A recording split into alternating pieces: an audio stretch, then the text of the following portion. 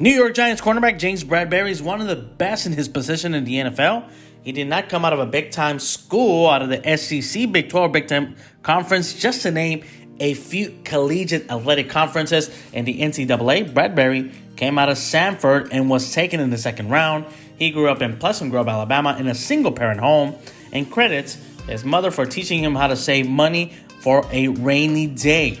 His rookie deal was worth $450,000 a year, with a $1 million signing bonus. All in total, he signed a 4-year deal worth $3.6 million. I just told you how Bradberry made his first million.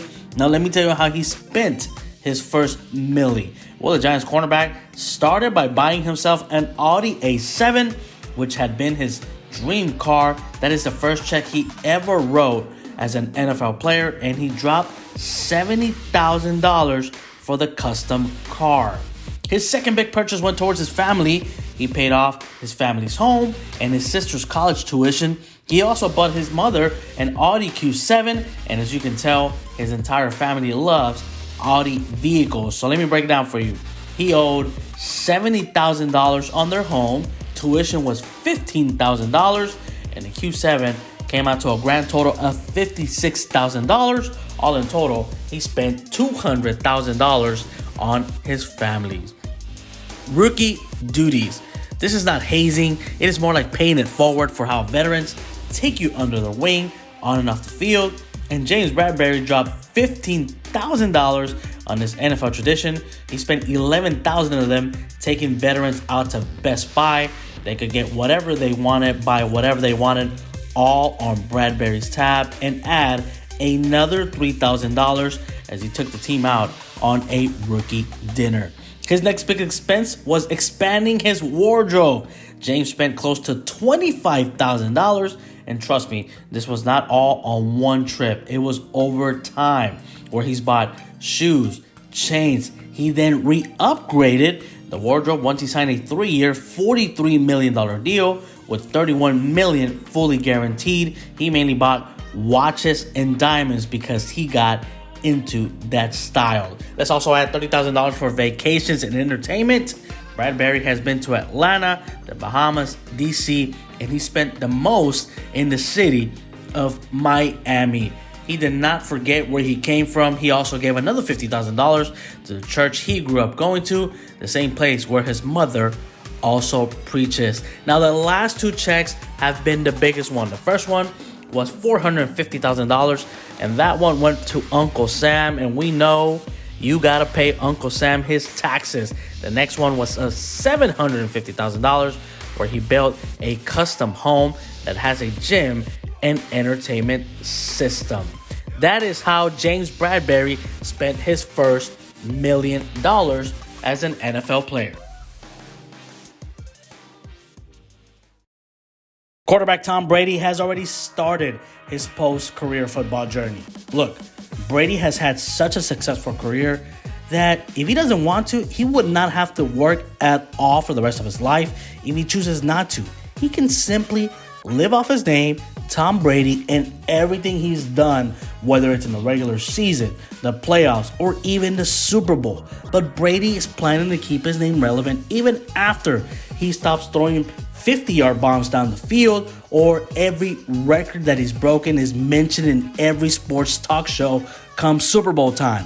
We don't know when that day will come, when he retires and decides to hang up the number 12 jersey. But one thing we do know is about Tom Brady's new project and new adventure. His clothing line, which will be called Brady, which is set to launch January the 12th. You can find it online at bradybrand.com, or if you just want to walk into the store and try it on, a week later, you will be able to find it at Nordstrom's. The first release will focus on training and casual clothing. Brady is also ahead of the game. He has college athletes and recently drafted players who will be rocking the Brady brand. His line does not stand out from a fashion standpoint. His clothing is made up of all black sweatpants, hoodies, and quarter zip-ups. Big-time names like Michigan quarterback Cade McNamara and the son of Deion Sanders, Shooter Sanders, will all be rocking the brand, while putting some extra money in their pockets as college athletes.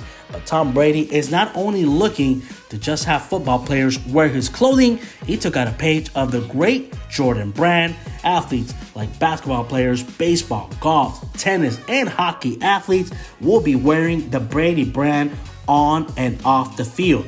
Brady has a total of 10 players signed and hopes to keep it in the family by signing his niece, Maya Brady, who plays softball for the University of UCLA.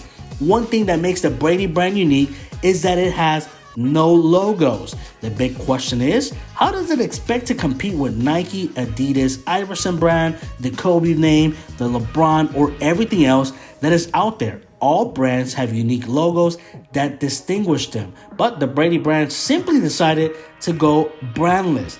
The Brady brand will be based in Los Angeles and has been in the works for the last 3 years. Look, Brady has won it all in the NFL and has every imaginable record you can think of.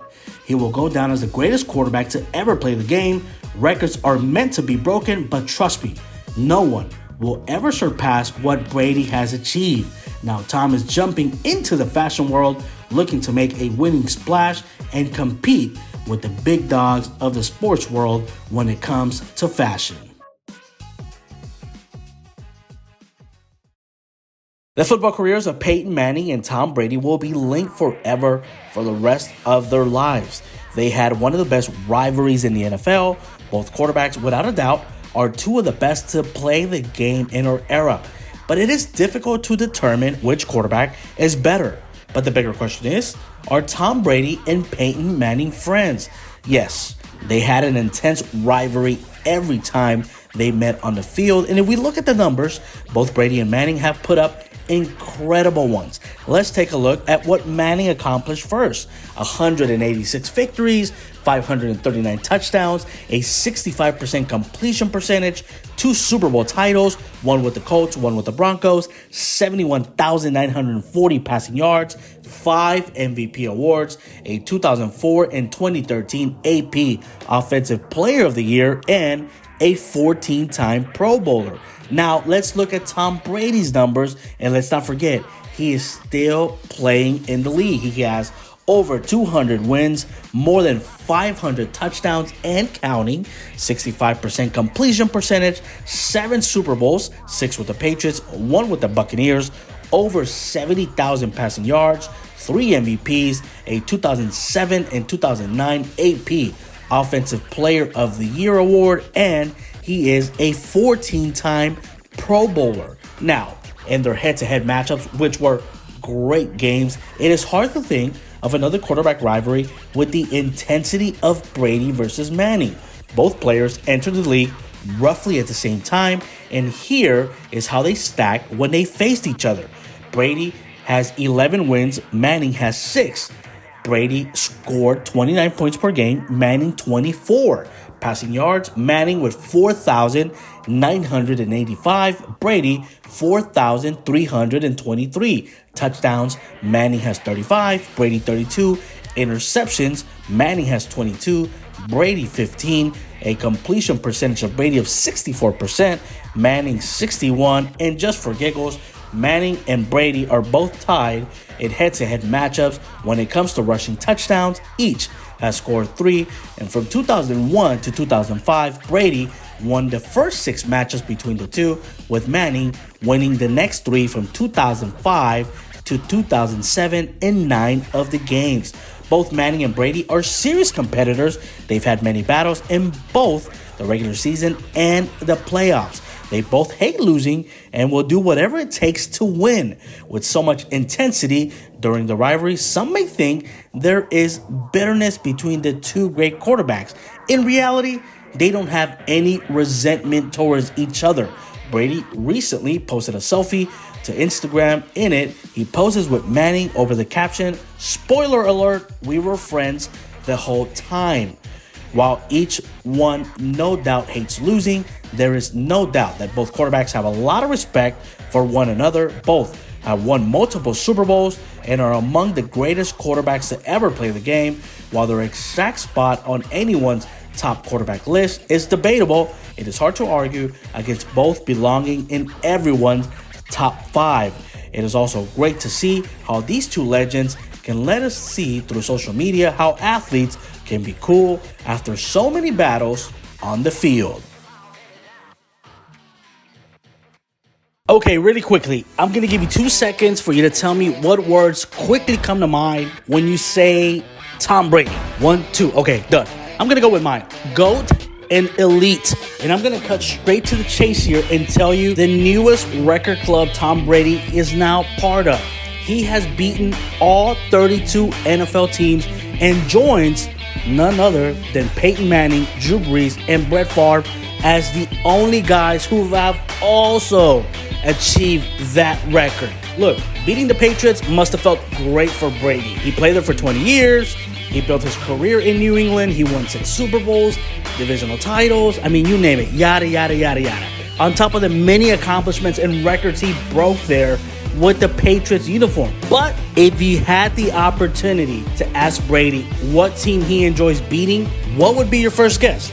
A divisional rival from the AFC East? Nah, they went through that division when Brady was there, and trust me, it wasn't even close. The Colts? When Peyton Manning was there?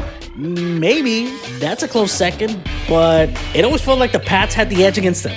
What about, I don't know, John Harbaugh and the Ravens? They had great defense. Nah, Brady would somehow carve them. Bill Belichick would come up with a great game plan, and the Pats would end up winning. I mean, simple as that. But what about the New York Giants? That has to be the answer, right? Ding, ding, ding, ding, bingo. Yes, Brady went 5-1 against the New York Giants, but there's more to it.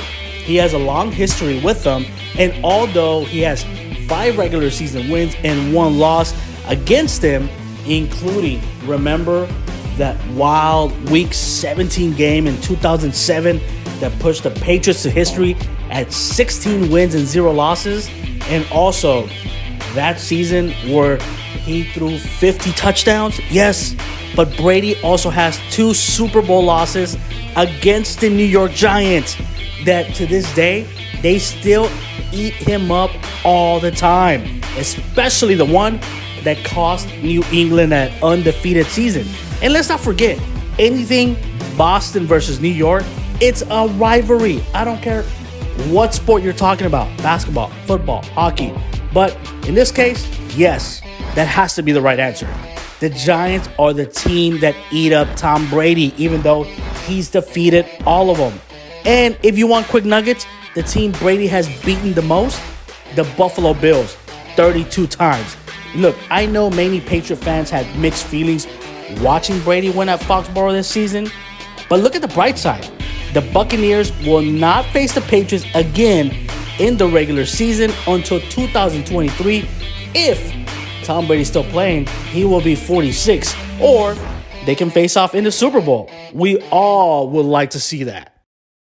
Tampa Bay Buccaneers wide receiver Antonio Brown is a productive wideout when he is on the field. He instantly upgrades your wide receiver core in a heartbeat, but he is also a distraction everywhere he goes. The Tampa Bay Buccaneers are on a roll right now, and should they bring him back, cut Brown, or keep him, or add him to the playoff roster? That's the big question. Look, with 3 games left in the regular season, and after this 3-game suspension, if Brown is reinstated, he can earn various incentives that are part of the contract. So let me break them down real quick. Brown currently has 29 catches for 418 yards and 4 touchdowns. If he gets 50 catches, he gets $333,000. If he gets 600 yards, he gets $333,000. If he gets 5 touchdowns, he gets $333,000.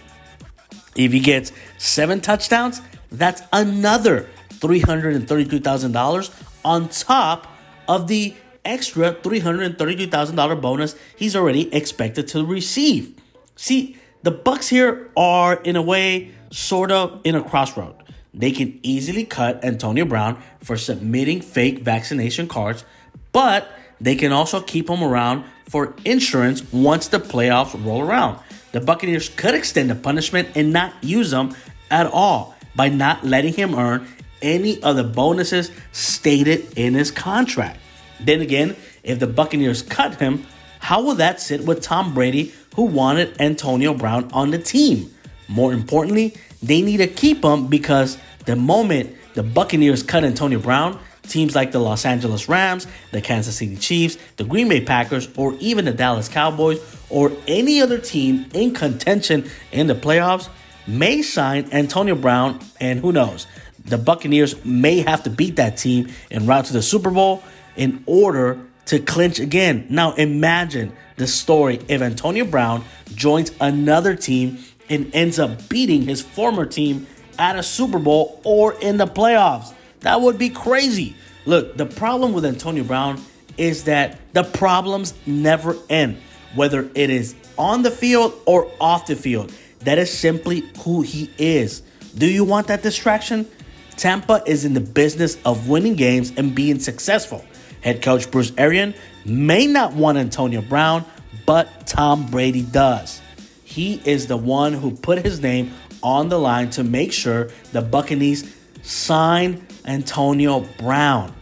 Brown will be on that roster because Tom Brady feels that Antonio gives the Bucs the best chance of winning a Super Bowl again. If the Bucs bring back Antonio Brown after lying about his vaccinations, he needs to thank Brady once again for bringing him back and for resurrecting his career.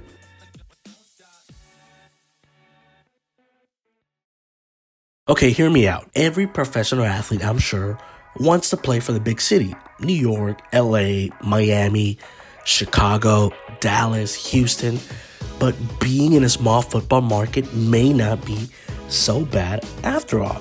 The Cincinnati Bengals have somehow managed to be one of the few teams that has stayed healthy with this new COVID outbreak that's just killing it in the NFL.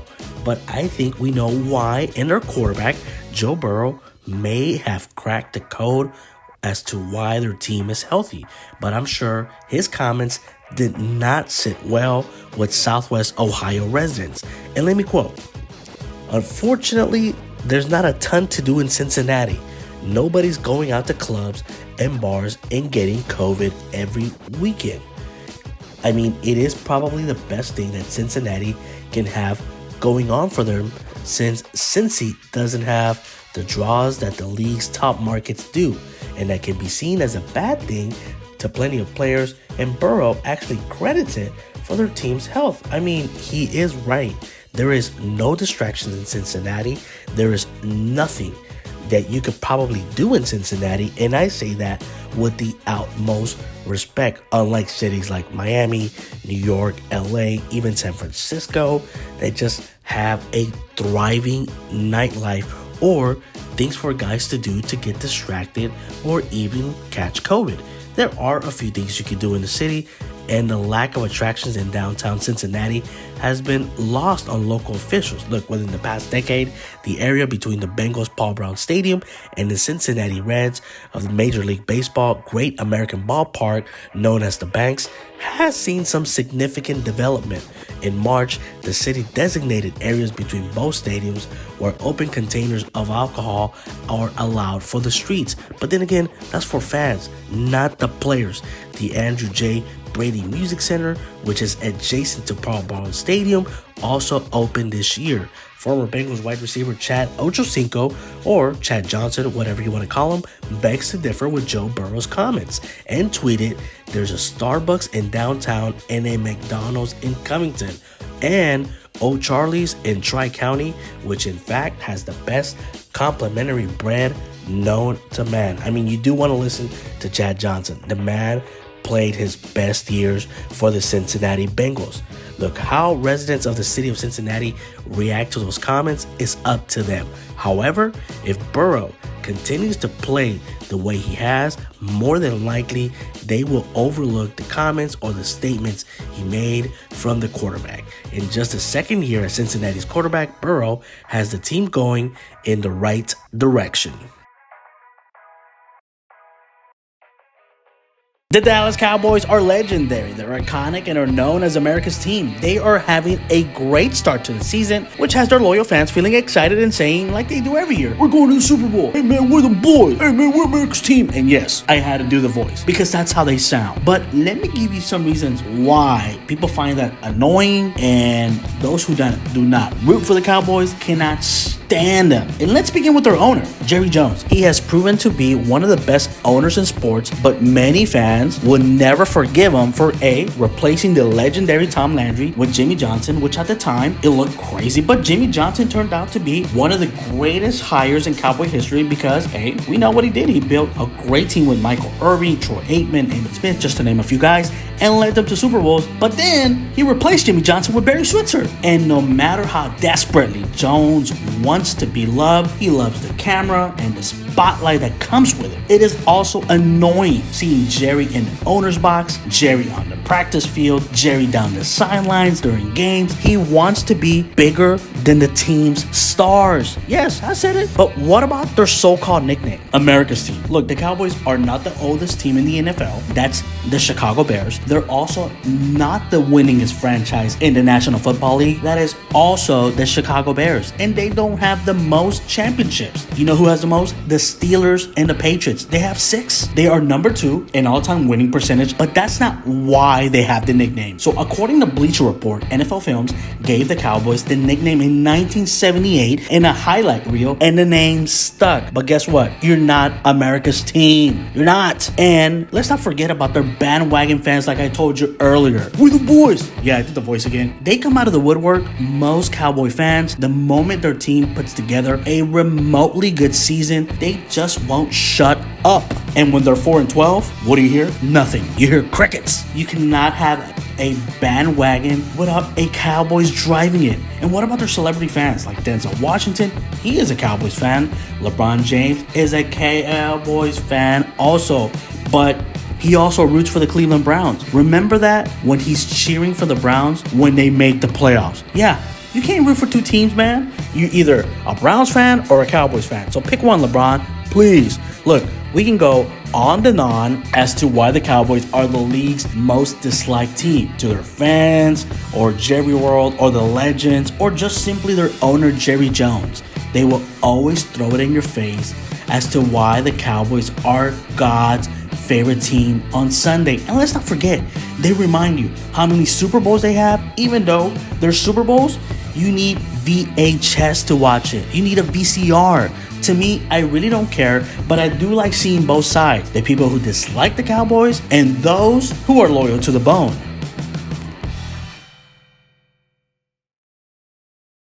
Do you have some extra cash laying around that you want to test your luck with for Super Bowl 56? If you don't want to bet just on the game, there are plenty of prop bets you can choose from. For those of you who do not know what a prop bet is, a prop bet or proposition bet is a wager that doesn't necessarily correlate with the outcome of the game.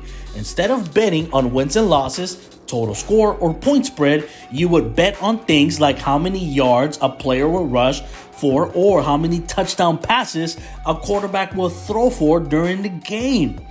Are you a fan of betting on different game scenarios? Well, game prop betting is exactly what you need. Sportsbooks have released countless options for in-game scenarios, usually in the form of an over, under, or a yes-no proposition. Here are some of the most popular prop bets you will see all throughout the game. Before every football game, a coin is flipped to determine which team will receive the ball first. The coin toss prop is one of the most popular Super Bowl bets you can make, with millions being won and lost on this prop each year. You can also wager on what team will win the coin flip.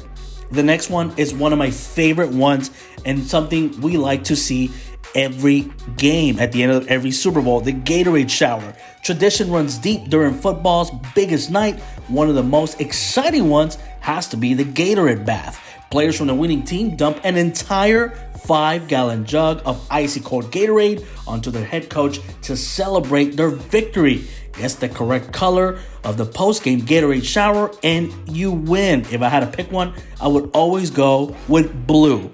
Then you have national anthem prop bets. The Star Spangled Banner is performed before every sporting event in the United States, and the Super Bowl is no exception. Anthem props range from the length of time it takes to belt out the song to whether the singer will forget a word, or you have halftime props, which you can bet on things like the color of the singer's shirt or if they'll be wearing a hat.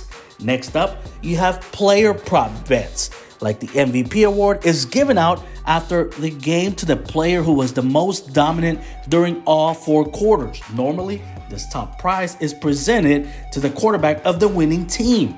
However, wide receivers have been awarded most valuable players 7 times, with running backs following close behind with 6 honors, and linebackers have won it 4 times. Safeties and defensive ends are tied with 2 trophies each. Cornerbacks, fullbacks, and kick returners have also received 1 award each. No matter the bet, whether it's receiving yards, player props, or an anthem time, the results are released as soon as they occur. So if you had a bet on the outcome of a quarterback first passing attempt, the betting site you choose will update the action as soon as the outcome of the quarterback throws happen. So best of luck with any prop bet you make for Super Bowl 56. Dallas Cowboys quarterback Dak Prescott is one of the best QBs in the NFL. He has extraordinary physical abilities and technical skills. That is why it is shocking to see how Dak has the palate of a 10-year-old. So what does Dak Prescott like to grub on as a pregame meal? The answer might surprise you. Dak Prescott slipped in the draft all the way to the 4th round, coming out of Mississippi State University when he was drafted by the Dallas Cowboys. Prescott won Rookie of the Year in 2016 and has played in 2 Pro Bowls. All these achievements gave Dak leverage when it came to negotiating and re-signing with the Cowboys in 2020. His contract was delayed since both sides had disagreements over the terms of the contract. He eventually accepted a 4-year deal worth $160 million. And despite recent reports that his contract saw restructuring, it says nothing changed financially for him. That deal makes him one of the most valuable and well-paid players in the NFL. Now, with a high demanding and physical profession and with the fortune Dak Prescott has, you would expect for him to eat something lean and healthy before every game. Lean, mean, and green, correct? Instead, the veteran quarterback has admitted he prefers spaghetti with ranch dressing and chicken to get his head in the game. According to the USA Today, Prescott doesn't see anything odd about his meal choice. Just my whole life, we've always eaten spaghetti or something before the games in college, and now in the pros, so I guess it'd be spaghetti with a little ranch on it, he said, and some chicken. Prescott did make these comments during his rookie days with the Cowboys, but he was already a well-paid athlete, making just over $1 million a year. But before we judge Dak's love for ranch-covered spaghetti, the Louisiana native appreciates his home state cuisine, and in an interview, Prescott shared where to find authentic Louisiana flavor. When you're driving in New Orleans and you're going through those small towns and you see the gas station that has food, you stop there.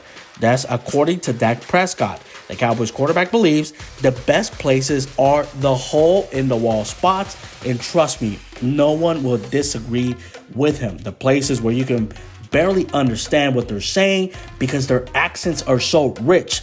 That's the real Louisiana, and where you're going to get the most authentic food. Some of Dak's favorite dishes are fried boudin, smoked or grilled crawfish, and jambalaya. Prescott, who loves to fish, loves to pop into a hole in the wall and have his favorite food. The Cowboys quarterback has recognized lately that his metabolism will likely catch up with him, and these days he lays off fast food as much as he can, and hopefully he's laying off the ranch spaghetti with chicken before games and eating something more lean, mean, and green as the Cowboys are in search for another Super Bowl run. For more than 2 decades, Tom Brady has been beating teams left and right in the NFL.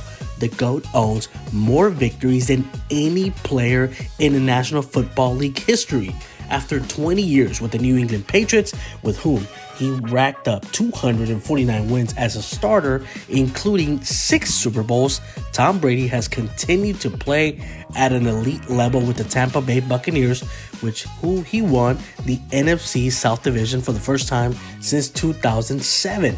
Brady has a record of 274 victories with 84 losses, and he's gone 240 victories with 73 losses in the regular season, and has a playoff record of 34 wins and 11 victories. But there are 4 teams who have not beaten Tom Brady all throughout his career. The first one, the Atlanta Falcons, who have the worst record against Brady at 0-10. I mean, they did have a chance at Super Bowl 51, but we know what happened. Tom Brady had an incredible comeback, and the rest is history.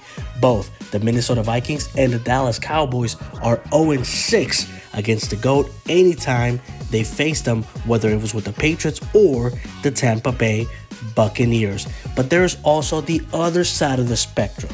Teams who have a winning record against Tom Brady. For example, the Arizona Cardinals, the Denver Broncos, the Seattle Seahawks, and the New Orleans Saints. Brady has just played 2 games against the Cardinals in his career, going 1-1.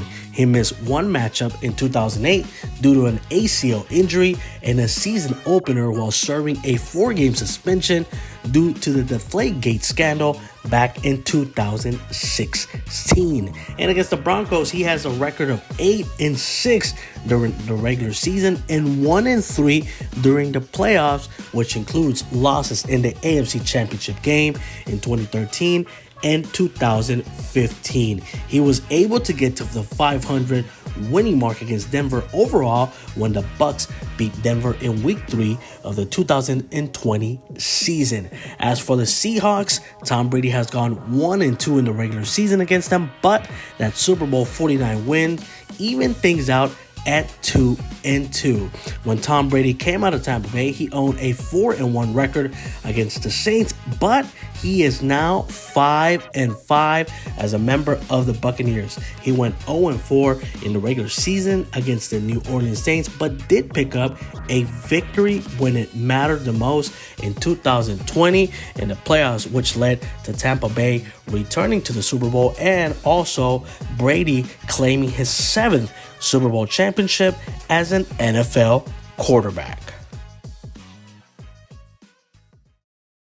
Baltimore Ravens quarterback Lamar Jackson is the leader of one of the best and most feared offenses in the NFL. He's always had a running game that is just hard to stop, and he's polished his throwing game over the years. Lamar Jackson is a special quarterback. He credits his elusiveness to his childhood game of tag. His pregame meal every game consists of shrimp Alfredo, a tradition he's carried since his high school days at Pompano Beach in Florida. But how does Lamar Jackson get his pregame energy and hyped up before every game? Well, the Ravens signal caller credits his pregame music, which gets him going whether he's playing at home or on the road. Lamar Jackson never seems to take his foot off the gas when he's on the field. The Ravens' most valuable player is having a historic run this season.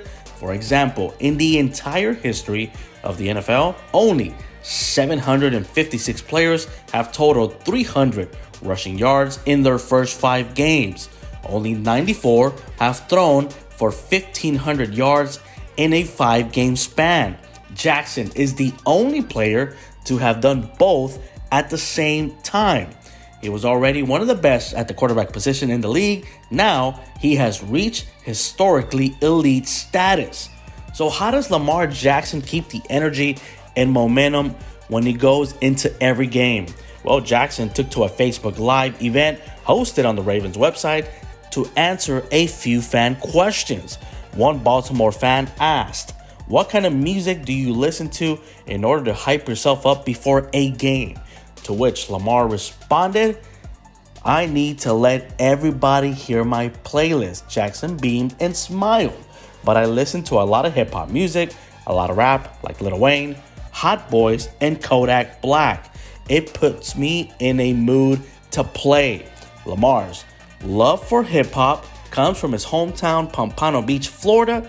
He played varsity football in nearby Boynton Beach. The region is a developing hip hop hotspot. Many of his classmates dabbed into the music scene. In fact, one of his good friends in elementary school happens to be one of the most popular current rappers, and I'm talking about Kodak Black, who Jackson jams during pregame. The two continue to follow each other's career and remain friends. Black even shows up to Ravens games when his schedule allows, ready to fist bump his old pal after another great performance. And one of Jackson's recurring touchdown celebrations is performing Kodak Black's bop in the end zone. They found their success in completely different ways, but they both still manage to support each other every opportunity they can. Urban Meyer was supposed to be the splash hire for the Jacksonville Jaguars this offseason, but that excitement quickly disappeared with weekly scandals, which turned the Jags back to the laughingstock they have always been for a team with a combined record of 18-48 since 2018. Team owner Shad Khan finally had enough and fired Urban Meyer. But the big question is, who would be the right man that needs to take the helm at Jacksonville and, most importantly, help develop young quarterback Trevor Lawrence? Well, let's begin with Bucs current offensive coordinator and fan favorite, former quarterback Byron Leftwich, who played for the franchise in the early 2000s. His work as an assistant coach, first with the Arizona Cardinals and now with the Tampa Bay Buccaneers, has put him on the fast track to becoming a head coach.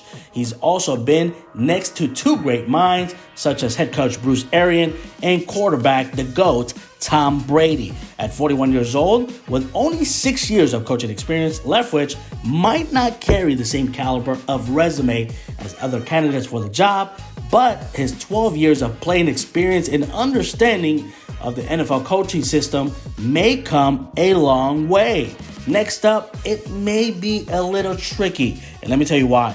Patriots offensive coordinator Josh McDaniels, whose first head coaching experience was a total disaster at the Mile High City with the Denver Broncos. I'm sure he would like another shot at coaching in the NFL, and the way he has developed rookie quarterback Mac Jones, it makes him a solid candidate for any team who is desperate for a coach.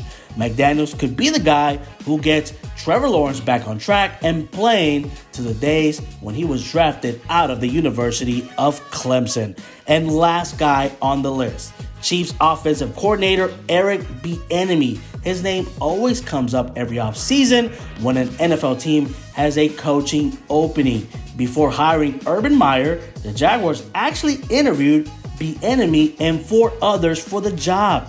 He's also received strong praise from head coach Andy Reid and quarterback Patrick Mahomes. The Chiefs' offensive success and Super Bowl run is all in part to Bieniemy's offensive mastermind and how he is an offensive guru.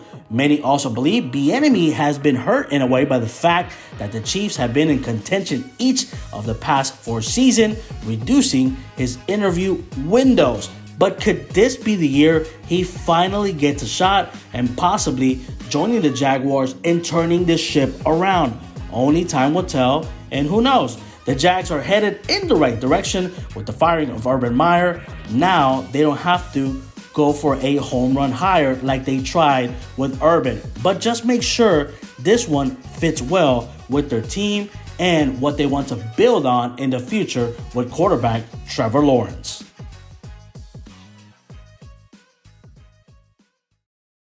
San Francisco 49ers quarterback Jimmy Garoppolo is known for once hitting on live television on Erin Andrews during an interview. This guy's fearless. He didn't care. He said, hey, you want to go on a date? Well, not exactly in those words. I mean, then again, when you are a starting quarterback in the NFL, making over $100 million these next 5 seasons, I mean, you might as well shoot your shot with whomever you want or see out in the street. Then again, who knows if they'll say yes. But 10 out of 10, most likely they will say yes. Jimmy G is 6'2". He's athletic with a bulky build. It makes him an instant hit with the ladies. However, I must mention that Jimmy has yet to find love, but that all depends on him. His last known date was with an adult film actress named Kiara Mia.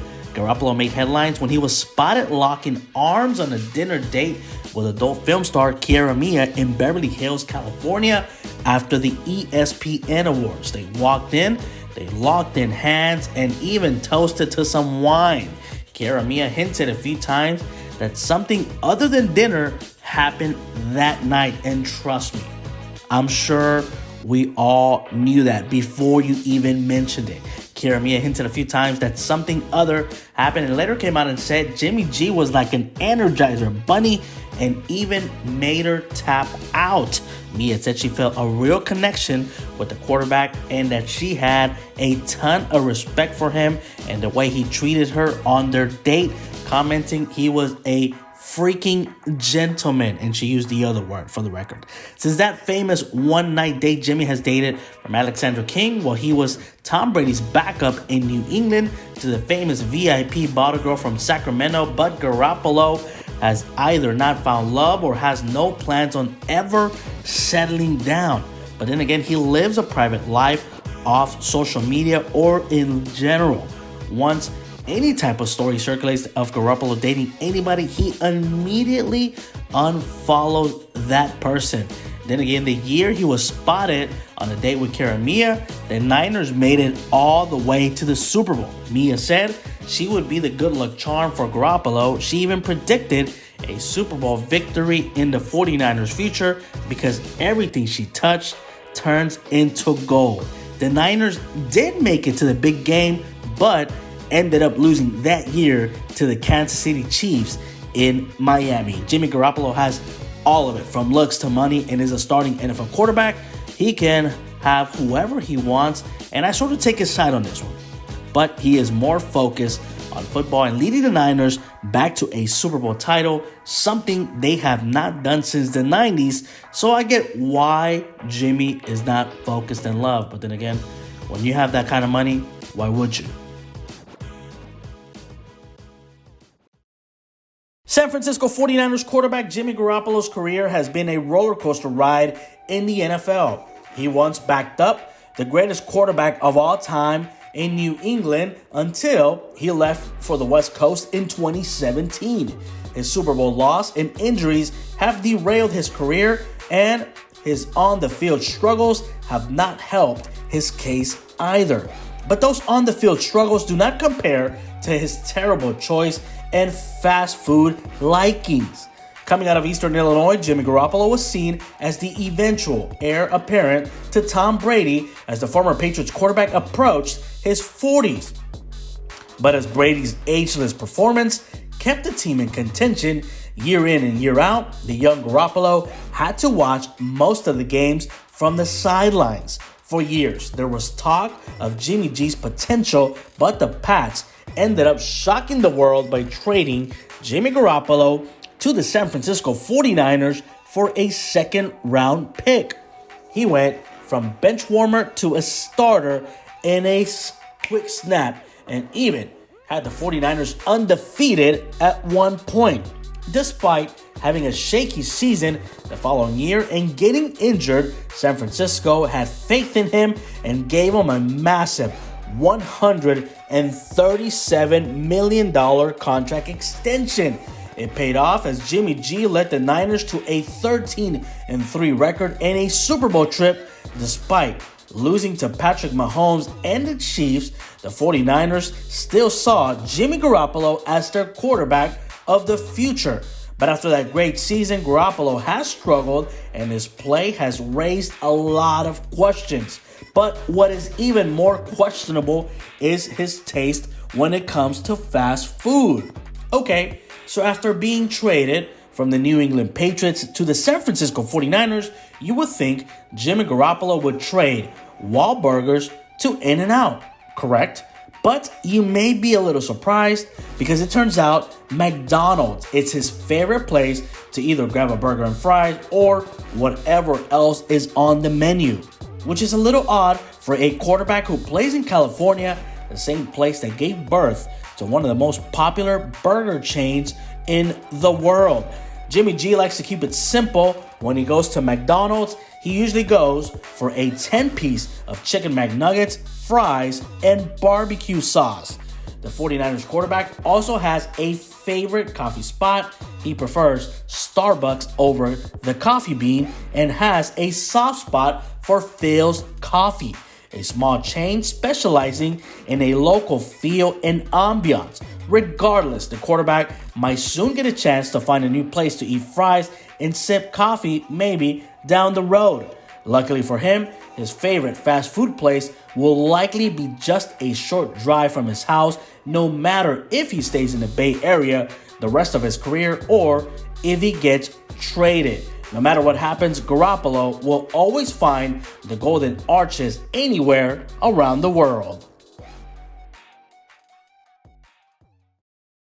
It is rare to see Ravens quarterback Lamar Jackson have an off game the same way he did a few weeks back when he threw 4 interceptions. Regardless of what you think about his last outing, Lamar Jackson is a freak of nature. He can reach a top speed of 21 miles per hour, which makes him the second fastest quarterback this season.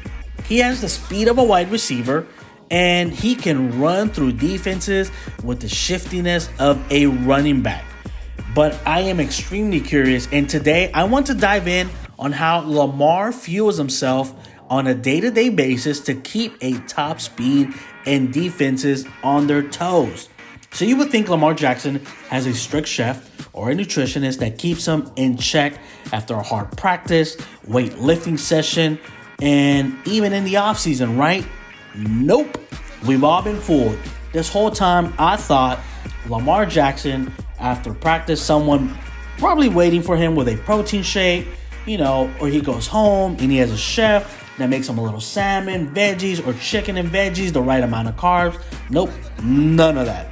Lamar Jackson has been known to eat just about anything he wants, and he does this because of his high metabolism. And basically, the guy can get away with it because at the age of 24, you can eat whatever you want, and trust me, you're not going to see a difference the way he trains and the way he practices. Now, let's circle back to the same question when he is 30, when he is 34, when he is late in his career. How is he fueling his body? But then again, who knows? Every person is different. Look, but what about his pregame meal? His is not your typical pregame meal that a regular athlete would eat. Let me give you an example of what Tom Brady likes to eat before every game. Protein shakes, 80% vegetable-based meals, bone broth, and fish. That seems pretty accurate for a high-level pro athlete. But the Ravens quarterback, Lamar Jackson, he took a page out of Michael Scott's carb load playbook from the show The Office. Earlier this week, Lamar Jackson admitted that he fuels every pregame by eating shrimp Alfredo pasta, and he feels that pasta helps the brain and that helps him think when he is on the field. Look, shrimp Alfredo pasta, amazing, yummy. But I don't think I would eat that before an NFL game. But Jackson has actually been eating the same meal dating back to his days all the way back to high school when he would play in Boynton Beach in Florida. Look, based on Jackson's career, I'm sure he does not plan on changing his pregame or training diet anytime soon.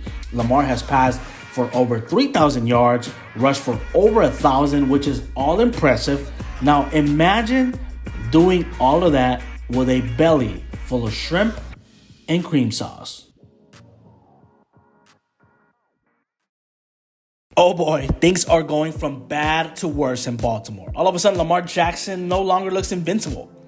Jackson has already been sacked a career high 37 times. That's the most of any quarterback in the NFL this season. And he's getting sacked 8% of the times he dropped backs, which is the most of any season in his 4-year career. Just in his last 4 games, Lamar has been awful. 6 touchdowns to 8 interceptions. But let me tell you who found the formula, who broke the secret code. It was Miami. The Dolphins figured out how to slow down Lamar Jackson. That is by blitzing him and turning that mobile guy and making him speed up his decisions. Teams are not giving Lamar Jackson the time he needs. They want Lamar to throw from the pocket because they know he cannot beat them like that. They are blitzing because they also know he is not throwing consistently or accurately when he throws down the field. So they simply say, you want to beat us, Lamar? Easily. Throw the ball. We're not going to let you run. Throw the ball. Let's also factor this in. The Ravens defense is not what it once was. What does that mean? They cannot get off the field and teams can score points or keep the ball away from Lamar Jackson. But this is not all on Lamar.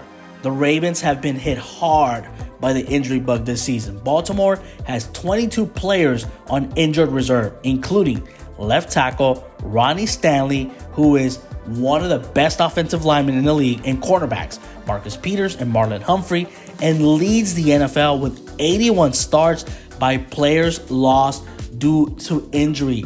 The Ravens are basically a team hospital. Let's also add how Baltimore lost its top 3 running backs for the season before week 1. Yet the Ravens are 8-4 and currently hold the number 3 seed in the AFC, all in part because of Jackson, who is first in the NFL in yards per rushing attempts. Look, Lamar Jackson, he's a baller and a gamer, but he's lost a bit of that swagger we have always seen. He is making crazy throws when they are blitzing him.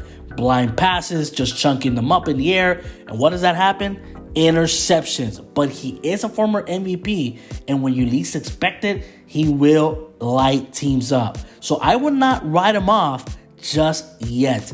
Jackson has been in a slump, and the Ravens haven't been able to run away when the AFC North like they normally do, or like we thought they would back in September and early October. But there's a lot that needs to be done in the Ravens offense right now, but it all begins with Lamar Jackson. Once pro athletes are comfortable with their roles on the field and are considered new stars in their respective leagues, they often give back to the community by either starting a charity or supporting their hometown financially. It takes a special kind of rookie to give back right out of the gate, and it takes even more self-awareness to establish a charity that tackles for a special cause. Take Baltimore Ravens quarterback Lamar Jackson and his Era 8 clothing line as an example. Lamar Jackson is not a rookie. He is an already established veteran in the NFL. In his short career, it has already been filled with plenty of accomplishments, both in college and the pros. Jackson played college ball at the University of Louisville under head coach Bobby Petrino, and in 2016, in only his sophomore season, the young quarterback was named the Heisman Trophy winner. Across a 3-year collegiate career, he managed over 9,000 passing yards with 69 touchdowns. Jackson was drafted by the Ravens in 2018 in the first round with the 32nd pick. He was supposed to be quarterback Joe Flacco's backup in Baltimore, but things changed. Lamar ended up winning the starting job and led the Ravens to the playoffs with zero experience his rookie season. The following year, Lamar Jackson came back even better, faster, and stronger, and had impressive wins, including a staggering passing yardage, which led to him winning the MVP award in his second season in the NFL. Lamar Jackson has good field awareness when he is on the field guiding the Ravens offense. His awareness also extends to his personal life as well. Lamar, right out of the gate, he immediately diversified his income stream by starting his own clothing company called Era 8 Apparel. The line of custom designed clothing includes hoodies, t-shirts, Letterman jackets, bubble jackets, and even COVID-19 themed face masks. Each item is a blend of athletic, stylish, and bright, colorful patterns. Era 8 Apparel's main logo, however, features a distinctive yet stylish African wild dog graphic all across their shirts, jackets, or whatever it is that you purchase. Era 8 isn't just about the clothes, it's also about giving to a good cause. Proceeds from every sale go towards a foundation that helps monitor and protect the species. But why the African wild dog? Why did Jackson pick this certain species? Jackson sees himself like he is in the wildlife when he is on the field. It is nice to see a superstar use his fame and fashion taste to raise awareness for an endangered animal the way Lamar Jackson's doing it with the Baltimore Ravens. Los Angeles Rams head coach Sean McVay is the youngest coach in the NFL at 34 years old. Sean McVay makes great money, roughly $8.5 million a year, and that means he can have his choice when it comes to buying a home, especially in a city like Los Angeles, where real estate is very, very rare and hard to find, or it is just simply expensive. But Sean McVay does not have that problem, making $8.5 million a year. So let's take a peek. What kind of home does Sean McVay have? What are some of the specs inside and outside?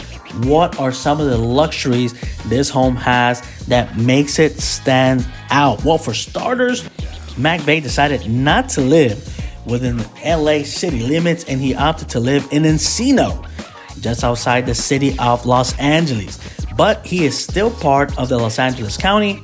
Coach McVay purchased the 4,060 square foot home for just $2.71 million. The house comes with 6 bedrooms and 6 bathrooms, and the home underwent a massive renovation since it was built in 1966.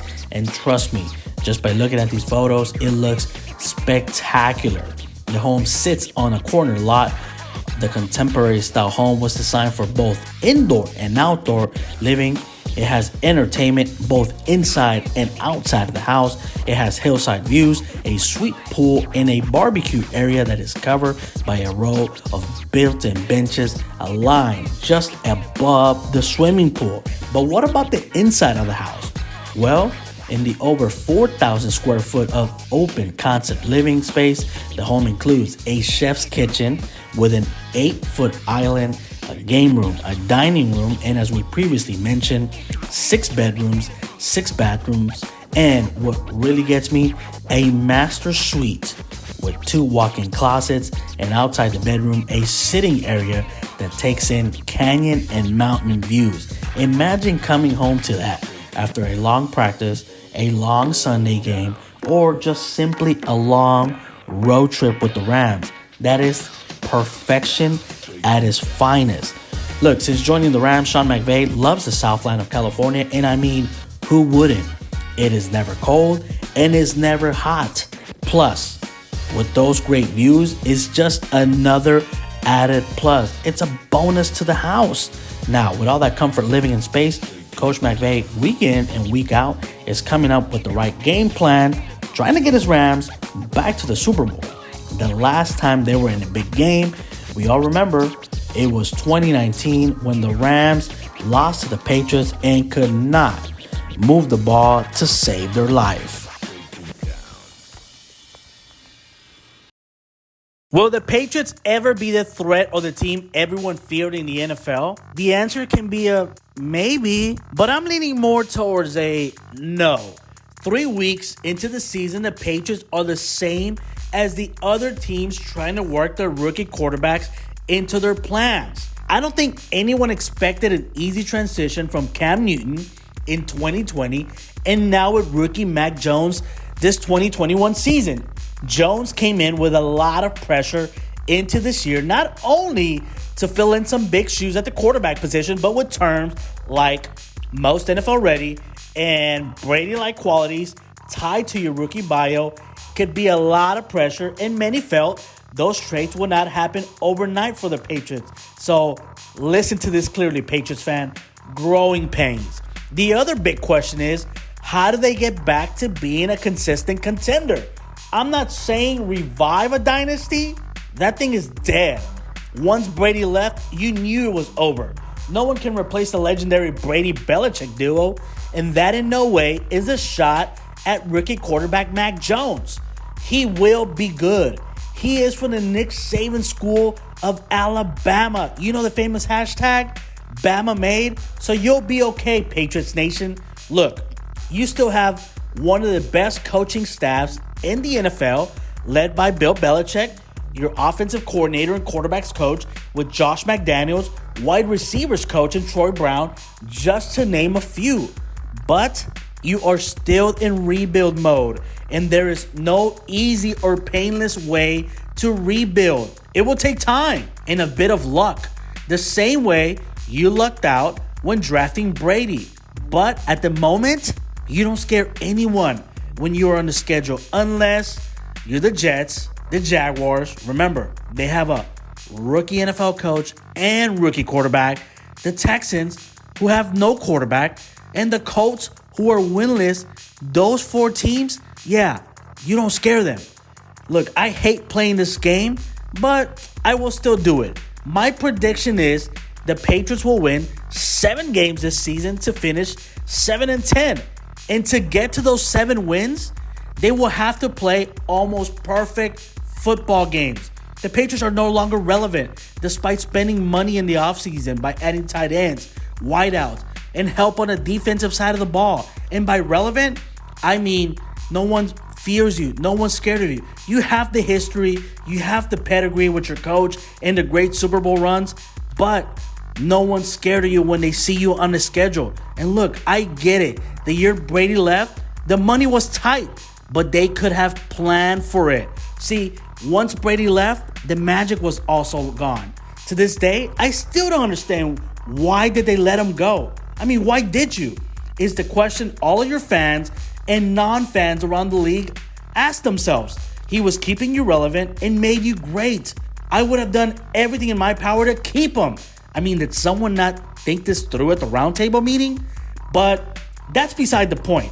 What is done, and you cannot go back in time anymore. And look, here I go again, being prediction guy coming at you. But mark my words, it will take at least 3 years for the Patriots to return to the playoffs. And Super Bowl, whew, we are a long way from that. But then again, some teams have not even made it to the Super Bowl in their entire history. But then again, who knows? I'm sure Bill Belichick has something up his sleeve that we may not know about. And the Mac Jones era in New England may turn out to be a smooth transition the way it happened in San Francisco when Steve Young replaced Joe Montana.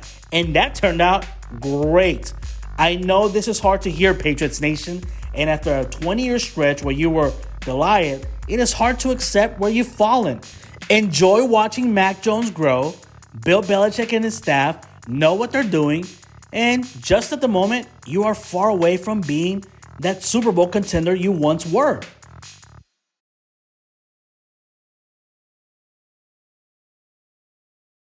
New England Patriots quarterback Mac Jones sounded a lot like Tom Brady in his post-game interview after losing to the Bills in his first playoff game.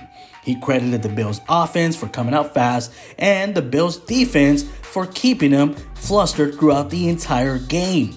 But let's be honest, the Bills ran the Pats off the field from beginning to end. But there is some positives to all of this if you are a New England Patriots fan. They won 10 games this season, including 6 on the road with a rookie quarterback. Mac Jones has the makings to be the best quarterback of this draft class, meaning the Patriots have found their heir apparent to Tom Brady, even if it's tough to follow up the best quarterback of all time.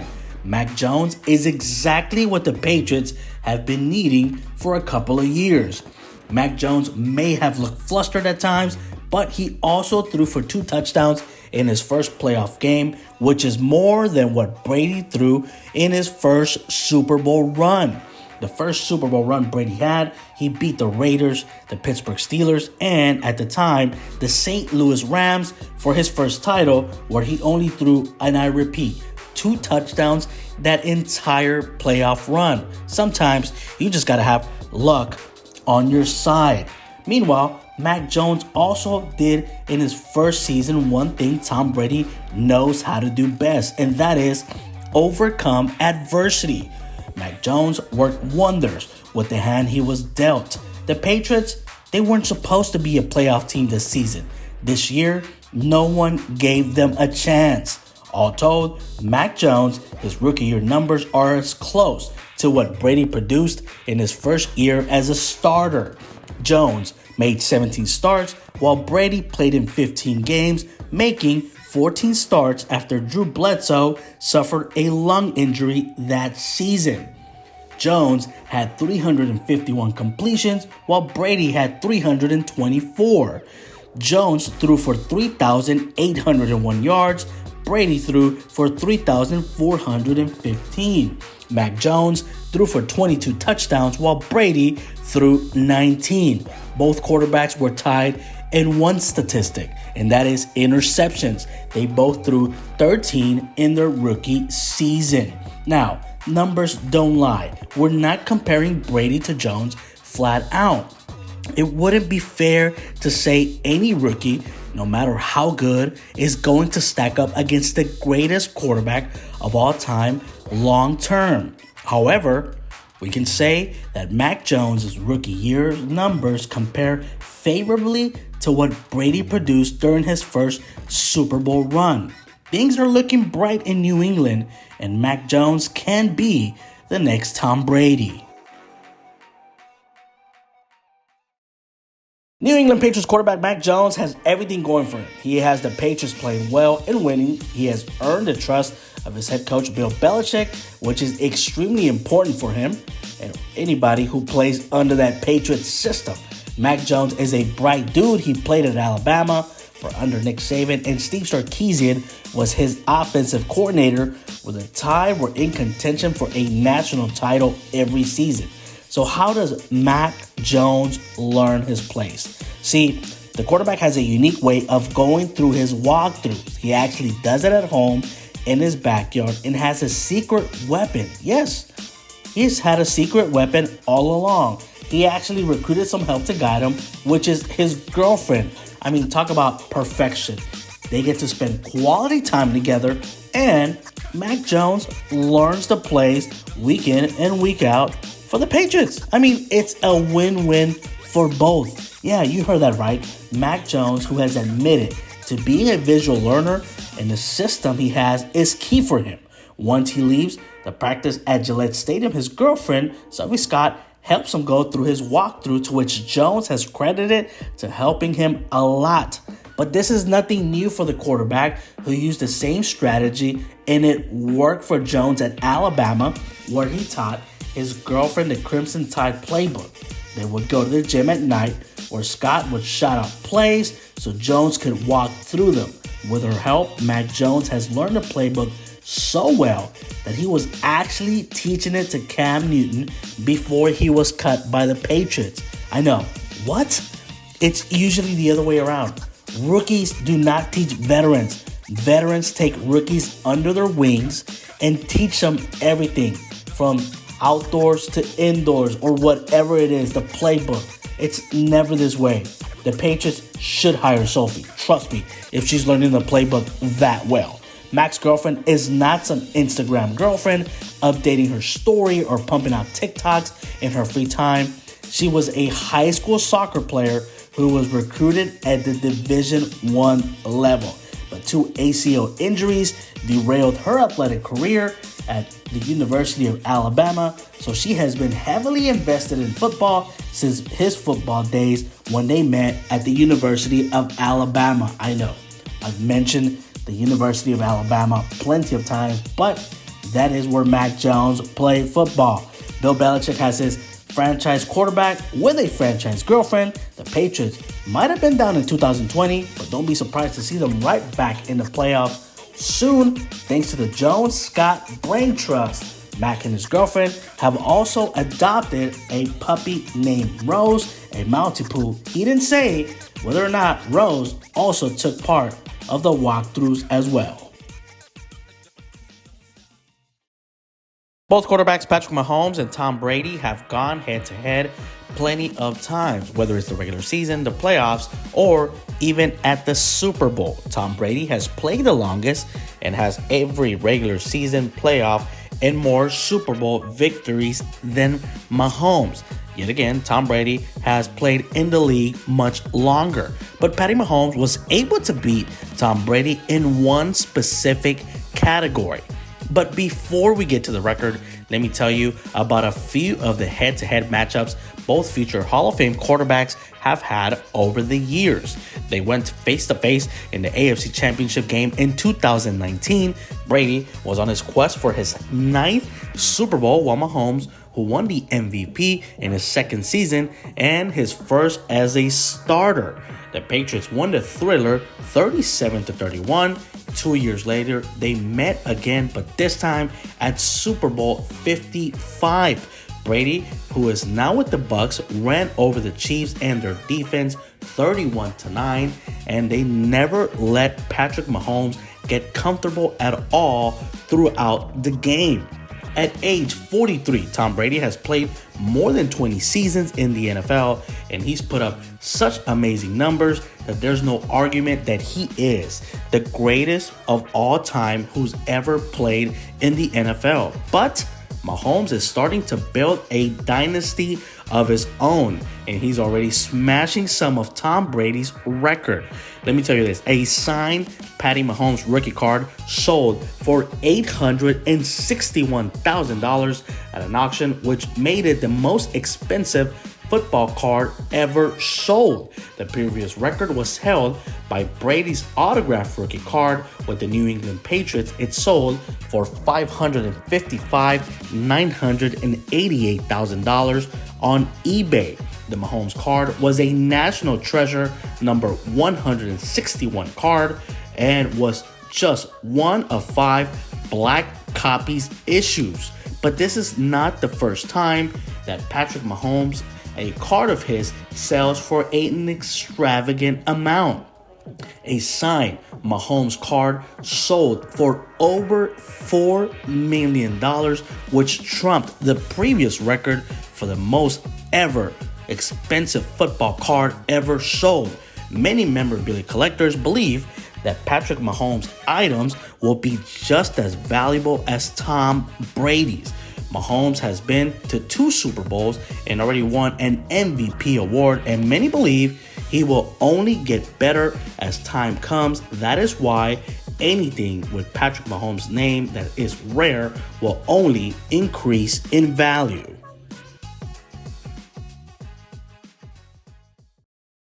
Chiefs quarterback Patrick Mahomes is one of the most recognizable stars in the NFL, and it is hard not to see why with 2 Super Bowl trips and thanks to his outstanding season record.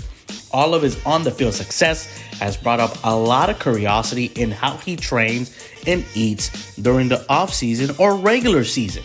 Unlike Tom Brady, Patrick Mahomes, his diet isn't quite as strict. Patrick Mahomes was a committed and talented athlete at football, baseball, and basketball. His athletic ability genes come from his father, a former Major League Baseball pitcher, and he credits his father for teaching him the value of hard work when it comes to training in sports. Mahomes, just like his father, also played America's pastime for much of his life, but eventually he put it aside during college to focus fully on football. Patrick received offers from Texas Tech, Houston, and Rice University to play college football. He ultimately committed to Texas Tech, and as a freshman starter, he would go on to break a Big 12 record with 598 yards thrown and 6 touchdowns against the University of Baylor. His college career would solidify him as one of the best quarterbacks in Texas Tech University history. Mahomes would end up getting drafted by the Kansas City Chiefs as a first rounder in the 2017 NFL Draft. Patty Mahomes has risen to the top of the NFL quarterback echelon. He is the youngest quarterback in NFL history to start 2 Super Bowls and also be named Super Bowl MVP. He also holds the record for the most expensive football rookie card ever sold at $861,000. But in order to perform at a high level week in and week out, you would think Patrick Mahomes has a strict diet with a full-time chef, right? Nope, not at all. But in order to perform at a high level, Patrick Mahomes' diet consists of 4 to 5 meals per day, which include breakfast, lunch, and a couple of spread out dinners. He has admitted to enjoying beer and chicken wings. Then again, who doesn't love those two? And his favorite sandwich, I could really go for one of these, is from a Kansas City barbecue joint, and it comes with brisket, barbecue sauce, and a side of onion rings. Patrick Mahomes also loves putting ketchup on as many of his meals as he can, so much that he has officially started working with Hunt's ketchup. Mahomes loves to eat, but he has mentioned that he started to pay attention closely to his nutrition by eliminating fast food, and he's been eating more healthy and lean proteins like salmon and chicken. His fiance has also been helping him to meet his goals since she's a certified professional trainer, which is not bad for Mahomes at all. Patrick Mahomes now needs to tweak his eating habits just a bit in order to allow him to have a longer career and to bring more success to the Kansas City Chiefs. In a game of football, you want your team to score touchdowns and field goals. Never leave the field empty-handed. And to be honest, field goals leave you feeling empty because they are a consolation prize, or like getting a participation ribbon, like a good job, but not good enough to get the big prize. You get the point, right? You would think that the teams that score the most touchdowns and give up the fewest touchdowns would have the best shot of winning it all or be in strong consideration. Let's say the playoffs begin right now, today. We closed out the season and made out a playoff schedule. The Ravens would be a top seed in the AFC. However, they rank just 10th in that conference in touchdown. I know, crazy and absurd. The Ravens have 2 more touchdowns than the Miami Dolphins, who are 5-7, which goes to show you that a flashy Lamar Jackson or that elite Raven offense that everyone thinks they have is just not there. It took an officiating error and the longest field goal in NFL history for the Ravens to beat the winless Lions. Okay, they have a tie, but still, they have not won a game. They escaped against the Browns despite 4 turnovers, and they give up as many big plays than any other team in the NFL. So, food for thought, right? But then you have the other spectrum, the Indianapolis Colts, who are 5-3 in a weak AFC South and have gotten better and better with every week and can make a good run at the playoffs. Then in the NFC, the Eagles, they should have beaten the Giants, but they shot themselves in the foot with drops, turnovers, and odd play calling in the red zone. Despite all this, they are +2 in the touchdown differential and are playing better than their 5-7 record tells you. But in the same conference, the Saints, despite having so many injuries with their key players, in New Orleans, they rank a surprising 4th in the NFC with a +7 differential in touchdowns. If they can get a little healthier and get anything more out of their quarterback position, they could probably make a run despite being maybe 5-6. And right now, the Falcons are also 5-6, so I wouldn't rule the Saints out. The only team better than the Saints are all playoff teams, the Cardinals, the Bucks, and the Cowboys, who also are falling apart this late in the season. Look, the depth overall within the AFC seems fairly staggering. 12 teams have a record of 500 or better this late in the season. Meanwhile, in the AFC North, teams above 500 are combined 10-4-1 against the NFC. Look, with the added week of games, the playoff chase, there could be more craziness than ever. And with so many divisional games to be played, we are definitely headed for more twists and turns. Just be ready. All of this will be fun down the stretch. Teams that are bound to make it to the playoffs will fall apart, or teams that have no chance this late in the year will go on a wild run and make the season ending even crazier. A Super Bowl title, an NFL regular season MVP award, and a Super Bowl MVP are just some of the accomplishments quarterback Patrick Mahomes has in his first 5 NFL seasons.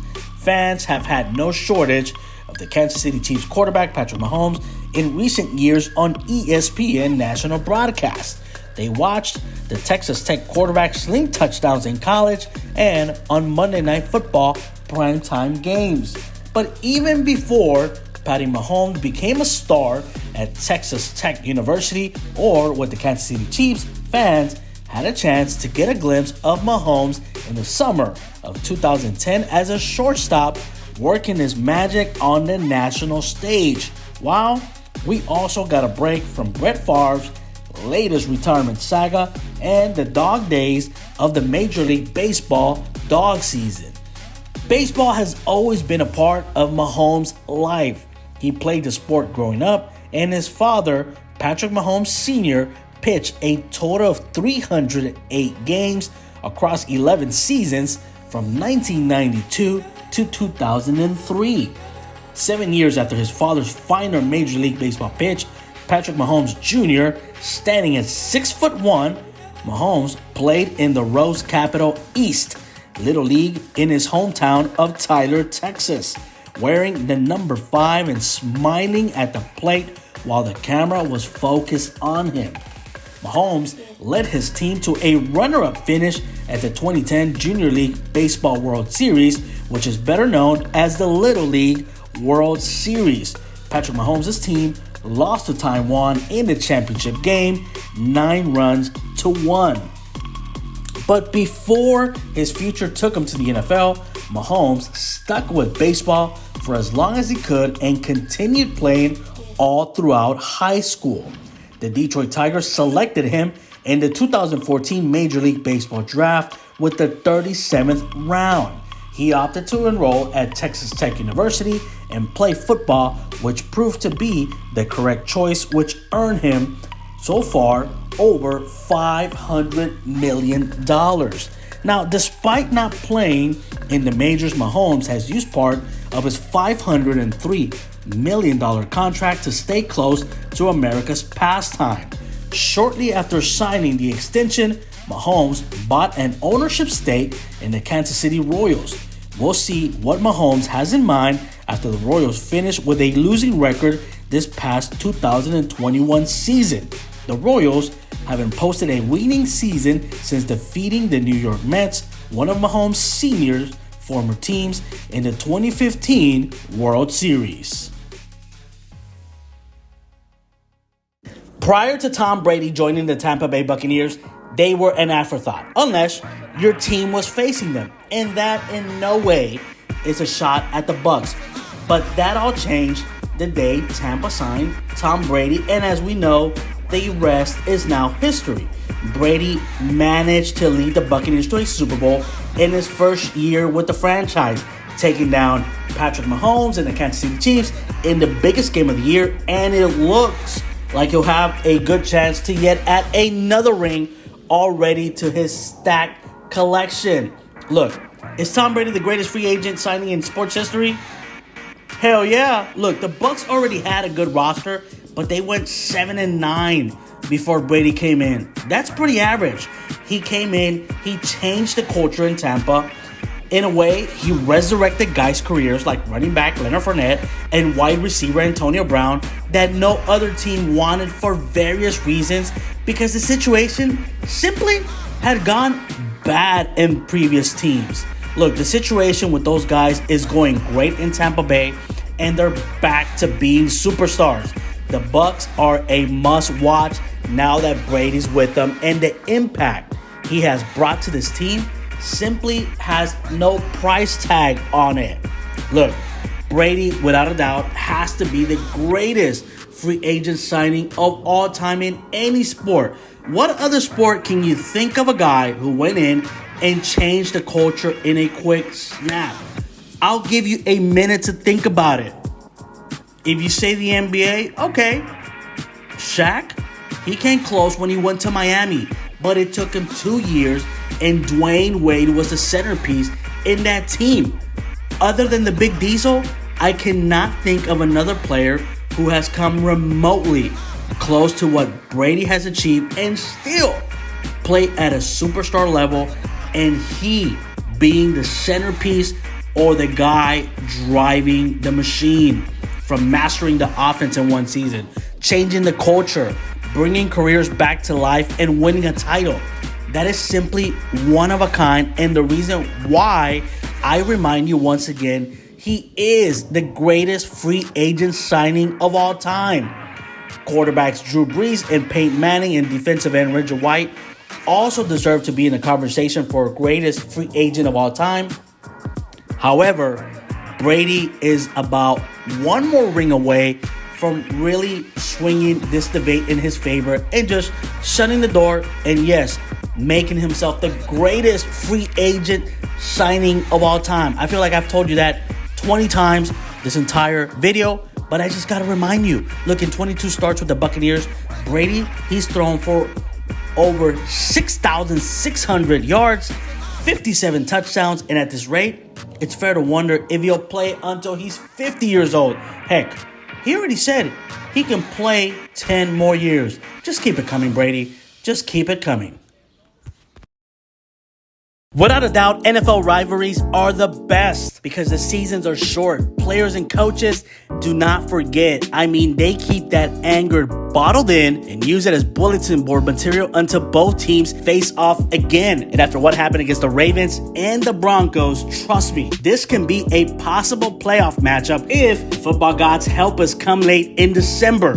So let me tell you what happened. It all began when the Ravens, in an attempt to tie a decades-old record for consecutive 100-yard rushing games, had quarterback Lamar Jackson carry the ball the last play of the day rather than take a knee with 3 seconds remaining. All Lamar needed was 5 yards to get to 100 yards rushing for the game. Well, that did not sit well with Denver Broncos head coach Vic Fangio, who said it was bull bleep.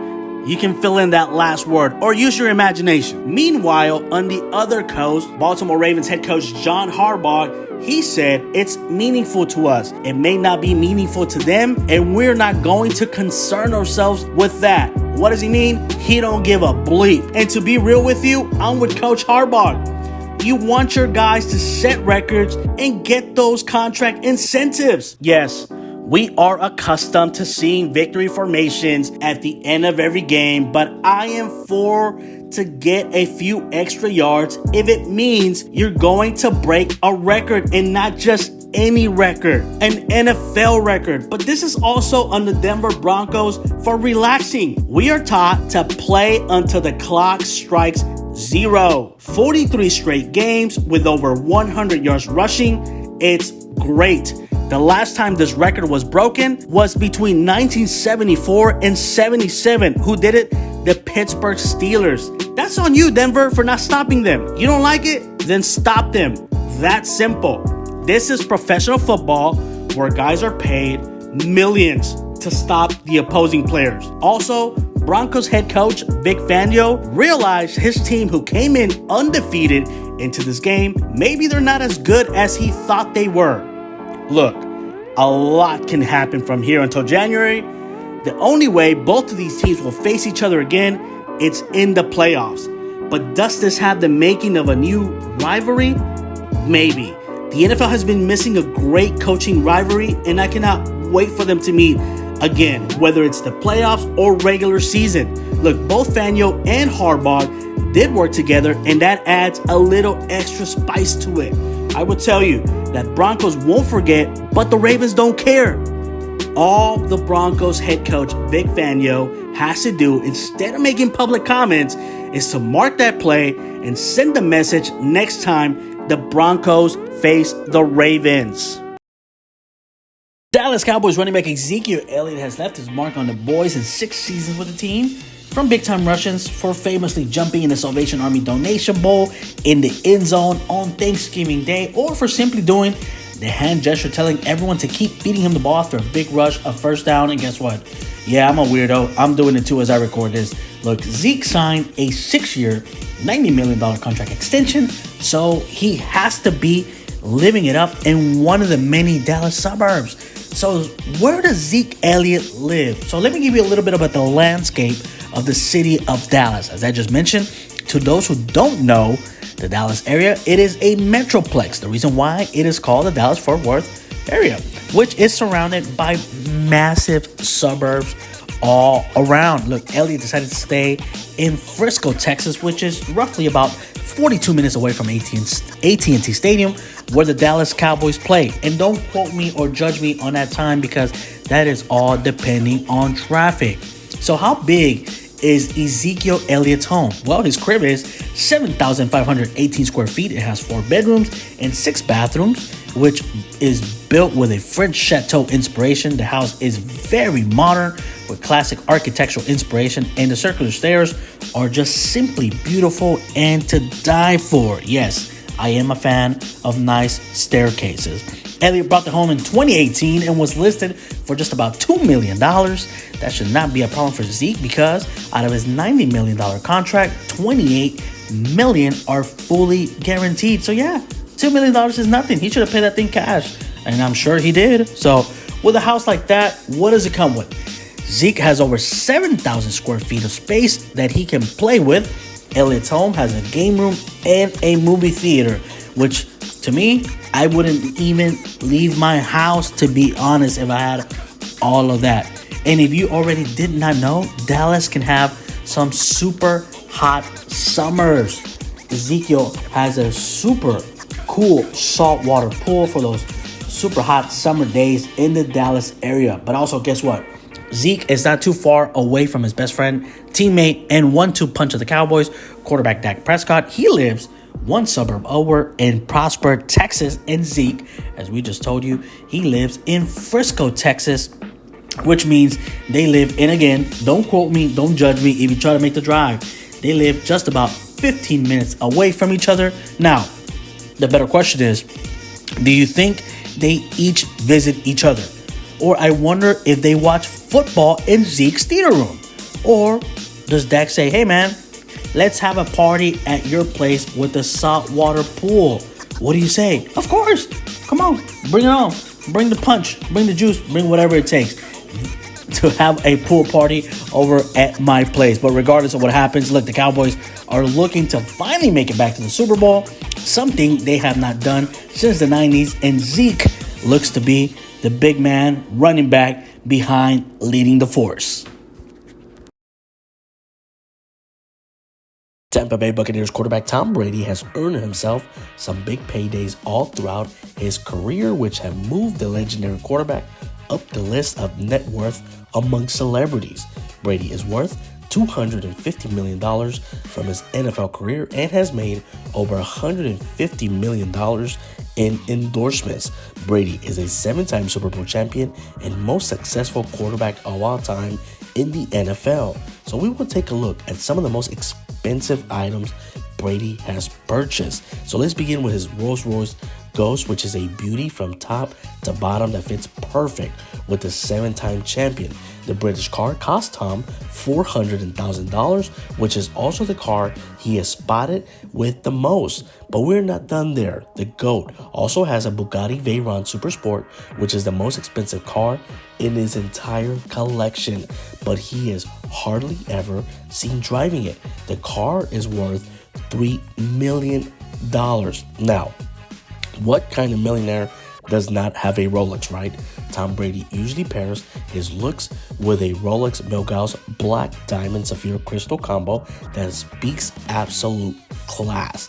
The watch goes normally for about $8,000. Now, despite having a Bugatti sports car, Brady enjoys an Audi R8 Spider.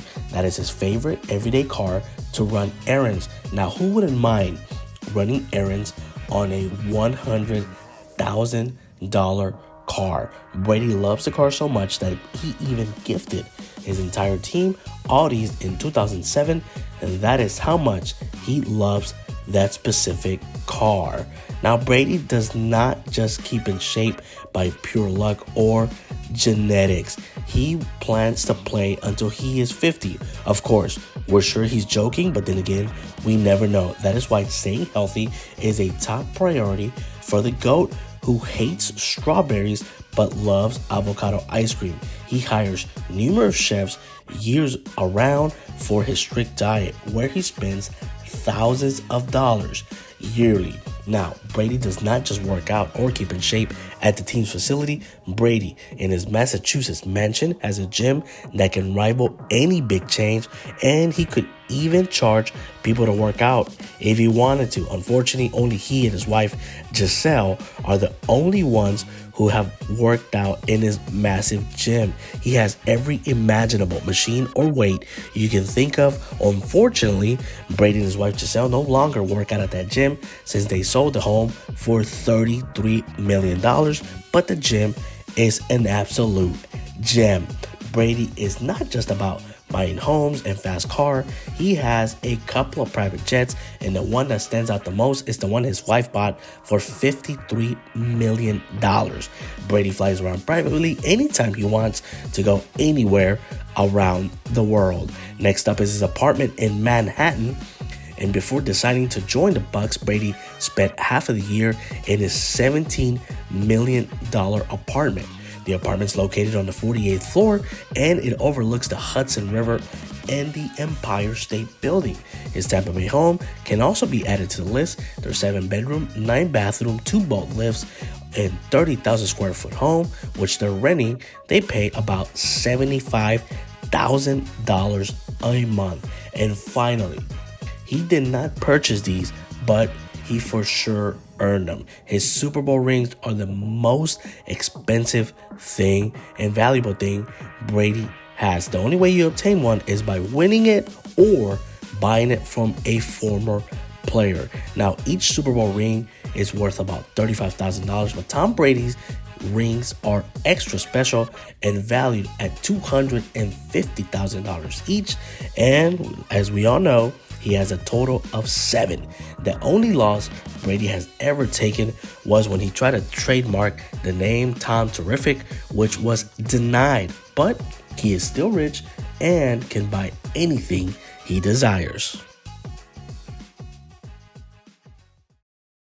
The greatest quarterback of all time, Tom Brady, is a devoted father, husband, football player, and now let's add to the mix, dog dad. Tom and his wife Giselle are dog lovers and own 4 pooches whom they cherish dearly. Brady has so much appreciation for his pups that he's even posted their faces on Instagram photos with the caption, "I love my daddy." In total, in the Brady household, you will find 4 dogs: Lua, Scooby, Fluffy, and Onyx. The couple got Lua, who is a pit bull mix in 2014, who the 7-time Super Bowl champion calls his favorite. Lua has even appeared on television commercials alongside Tom Brady, one of Brady's many endorsements. Just a year later, the dog family grew as Brady adopted Scooby, a precious beagle, without consulting his wife. The beagle is a perfect match with Tom Brady since they are both champions. The AKC Grand Champion has fit in perfect with the Brady family and is often featured in the couple's social media photos. For those of you who don't know what the Grand Champion is in the AKC dog world, it stands for the American Kennel Club, which requires a dog to obtain a total of 25 points with 3 major wins. A major win is worth 3 points or higher to become a Grand Champion. After Brady brought home Scooby without any consultation, his wifey Giselle clapped back with a need for a baby member for the family, adding Fluffy to the gang without asking Tom.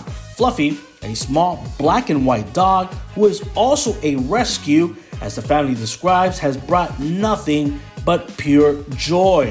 And if 3 dogs were not enough for the Bradys, they also decided to add one more, Onyx, to be able to hang out with Lua. Look, these 4 fur babies don't have to worry about fighting for any space at all. They have a total of 22,000 square feet for them to run, nap, eat, and play all day. The dogs are said to be massive Patriots and now Buccaneer fans and have cheered Tom Brady alongside and the rest of the family during Super Bowls and the rest of Tom Brady's career of whoever he's facing on Sundays.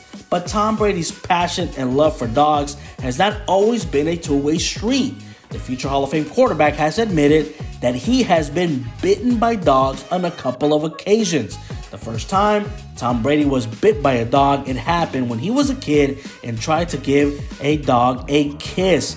The second time, it happened at Gillette Stadium when a military canine, which Brady later describes as not being like a Labrador, the dog ended up biting Tom's thigh, which left a nice little scar. But it very well could have been his neck. Luckily, the dog's handler showed up just in time, and despite being bitten a few times, those incidents have not shaken Brady's love for dogs. When you think of Tom Brady and his stats, he has broken and rewritten the NFL record book. On week 4, he returns back to New England. He will be looking to break or shatter Drew Brees' all-time passing record. He actually needs a little bit over 60 yards to be exact, but we are usually in such with the Super Bowl game-winning drives and in many countless regular and playoff records that we don't really take the time to think if Brady has anything negative in his resume. We just think of the great moments. But I will give you a record that Brady broke this season that has not been brought up. Yes, the GOAT Tom Brady was sacked 3 times in week 3 against the Rams, meaning he now holds the NFL record for being the most sacked quarterback with 527 times, surpassing another legend in Hall of Famer Brett Favre. But Brady should not feel as bad, which I doubt he does, or even thinks about this record as he is preparing to lead the Buccaneers into another Super Bowl run. But his pal over in Pittsburgh, Ben Roethlisberger, is also set to break the sack record. He currently sits at 524. So who knows? This season, we may see the record broken and flip-flop back and forth between both future Hall of Fame quarterbacks. And I like to find a positive to everything. And the one thing about this record is that it comes with longevity. Yes, if you play in the NFL long enough, you're going to get sacked a lot.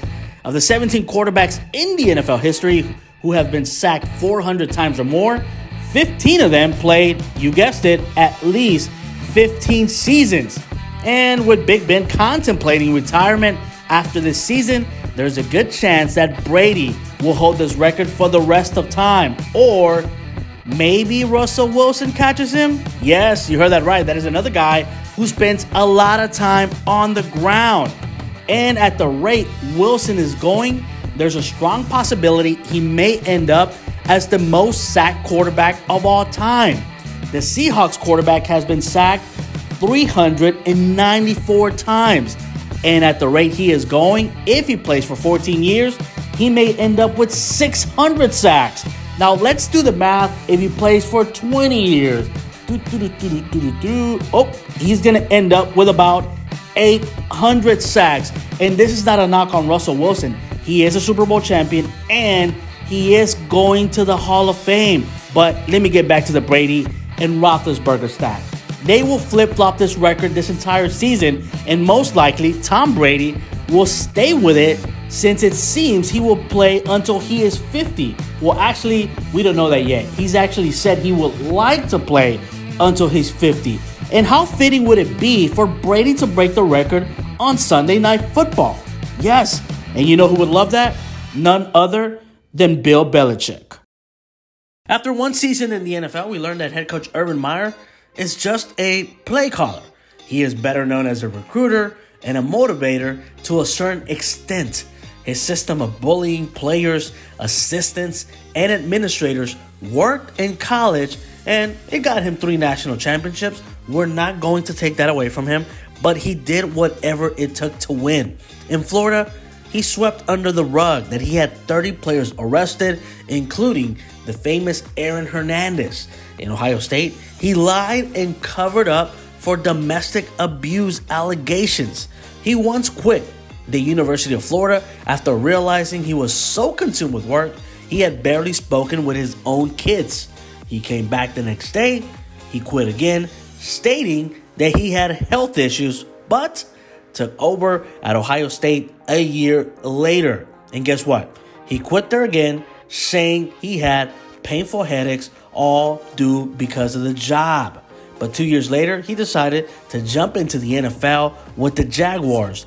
That is where this bully was punched in the mouth. But before I go any further, let me tell you one thing.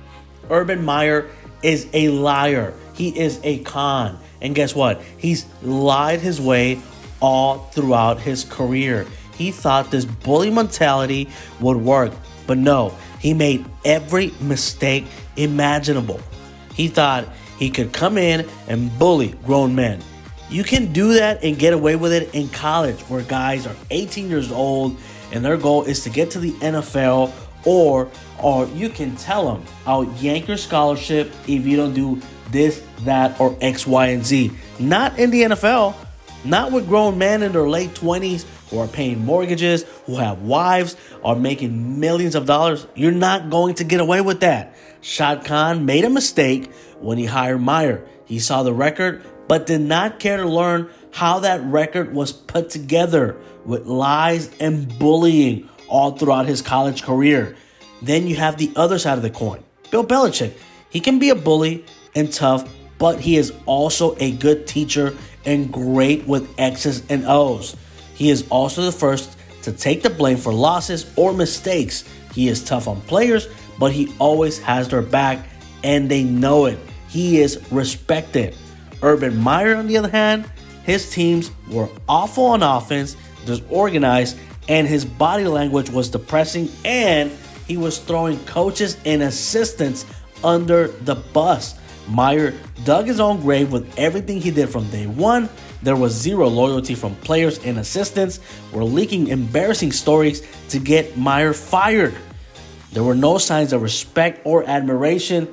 The way even the lowly Detroit Lions appear, they love their first-year coach, Dan Campbell. The Jags, on the other hand, that thing is a total disaster.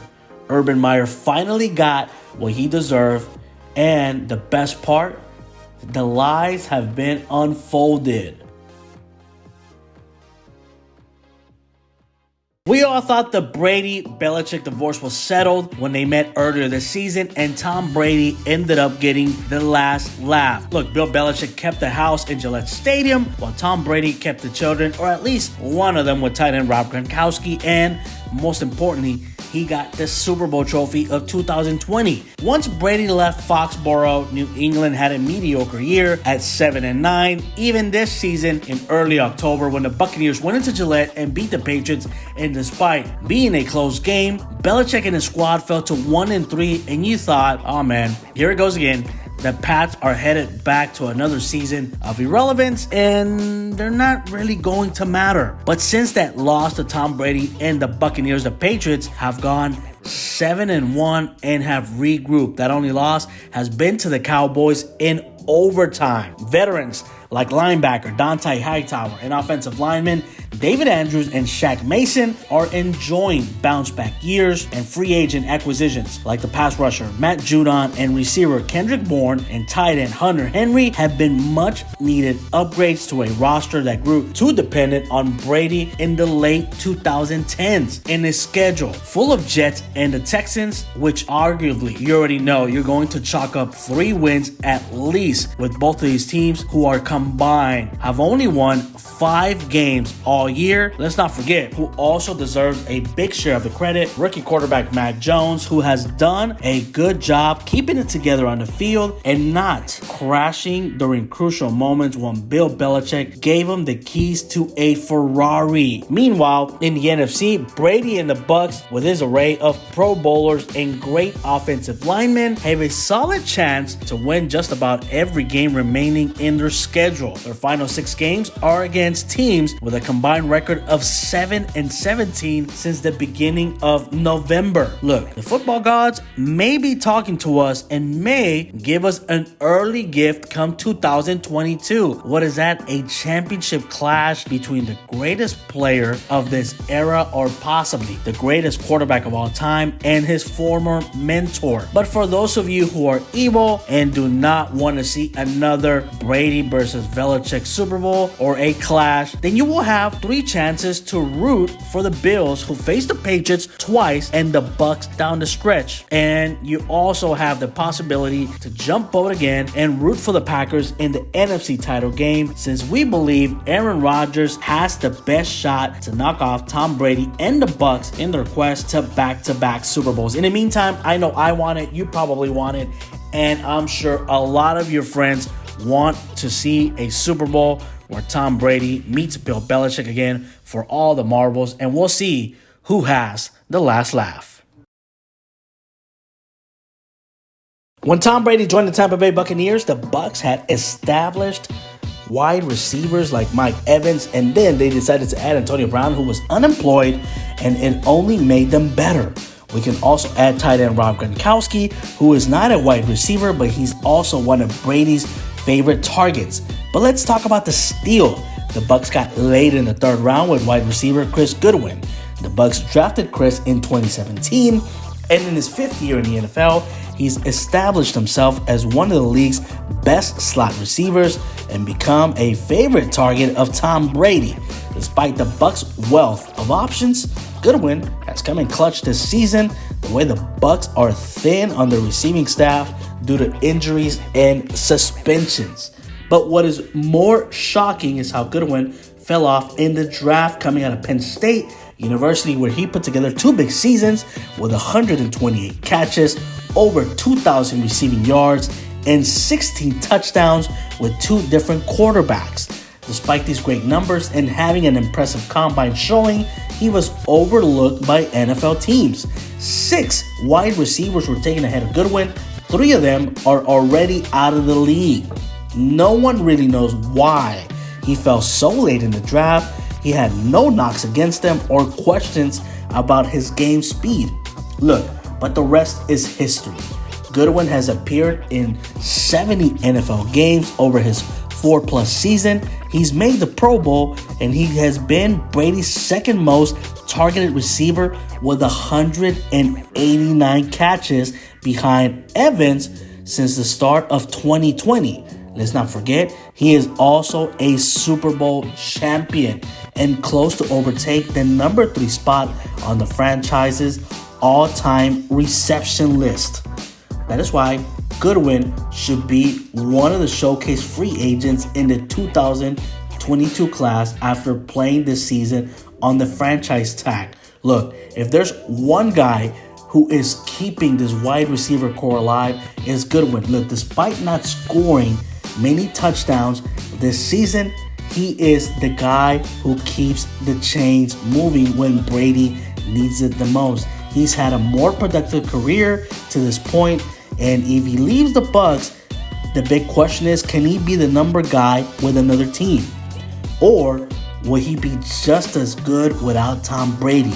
Those are 2 big questions that teams should be asking themselves, but at the end of the day, we're only focused on this season, and I'm sure he is, since he's trying to win another Super Bowl with the Bucs. Now, whether he stays with the Bucs or not, Goodwin has shown plenty through parts of 5 seasons to project as a strong investment no matter where he lands.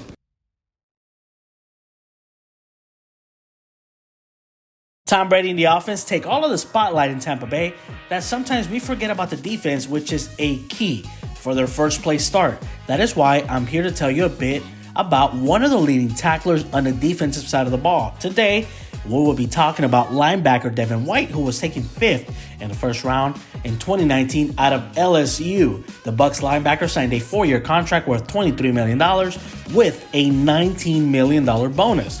That is plenty of money to buy whatever you want, or even have stuff that you may ask yourself, is that really necessary? But then again, everyone has a different taste or style when it comes to personal items. So what are some essential items that Devin White cannot live without? So let's begin. After all those sweaty practices, games, and hard tackling, they gotta leave White sweaty and stinky, and he wants to feel cool and refreshed. So one thing White has to have at all times is his cologne. His favorite cologne is named Creed, where it easily starts at around $300 to $600 per bottle. He takes his grandma's words with him everywhere he goes. and he believes a man should always smell good when he steps out. Next up are his Christian Dior sunglasses, which were a gift that was given to him because he is not sure if he would have bought himself a pair that can easily cost $500, but he appreciates them because they come in handy for those hot Tampa days. Now, White is a man that does not like to carry any cash, so his Louis Vuitton credit card holder, he feels it is one of the most important purchases he has made since coming into the NFL. But one thing he feels he needs to protect at all times is his feet. He takes good care of his feet, so he needs to have slides. Okay, for those of you who do not know what slides are, they are sporty looking sandals. White keeps a pair everywhere in the Bucs facility and around his house. And finally, his Apple Watch, simply because it counts his calories, steps, and he has his football schedule all in it.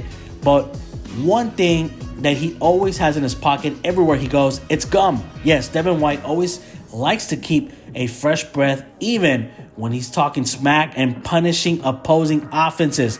Wrigley's Double Mint gum is something he has to have, and it reminds him of his childhood because his mother always had it in her purse. White also likes to stay hydrated. He likes to always have water with him at all times. He also credits water as a main factor that gets him going for the day. His headphones are also another thing he carries, but his AirPod Maxes is something he needs to have everywhere since he's always on the phone talking to his buddies or simply listening to music, and he's even admitted to having them on at home when he wants to tune people out. His playlist includes NBA YoungBoy and an array of local Louisiana rappers from his home state. And finally, his car. That is one thing he feels that he cannot live without. The red key to his white Hellcat, which he nicknamed Red Eye, cost him anywhere to $72,000 to $100,000. He feels it is the perfect car to pull out for a dinner or just to have fun. All in all, the Bucs linebacker Devin White is just like a lot of us who on the regular just want the bare essentials on everyday life just to feel cool, calm, and collected. But for a pro linebacker, things like this really matter to keep his mind sharp and ready for 18 regular season games plus the playoffs. Pittsburgh Steelers quarterback Ben Roethlisberger has always been attracted to the number 7. He's worn it every season for 17 years as the quarterback of the black and yellow in the NFL. He even wore it in college at Miami of Ohio. But why? Why is Big Ben so attracted to that specific number? Ben Roethlisberger had a great college career, playing quarterback for 3 seasons at Miami of Ohio. In his junior year, Roethlisberger threw for over 4,486 yards and for 37 touchdowns. He entered the 2004 NFL Draft after his junior season and was the 11th overall pick by the Pittsburgh Steelers.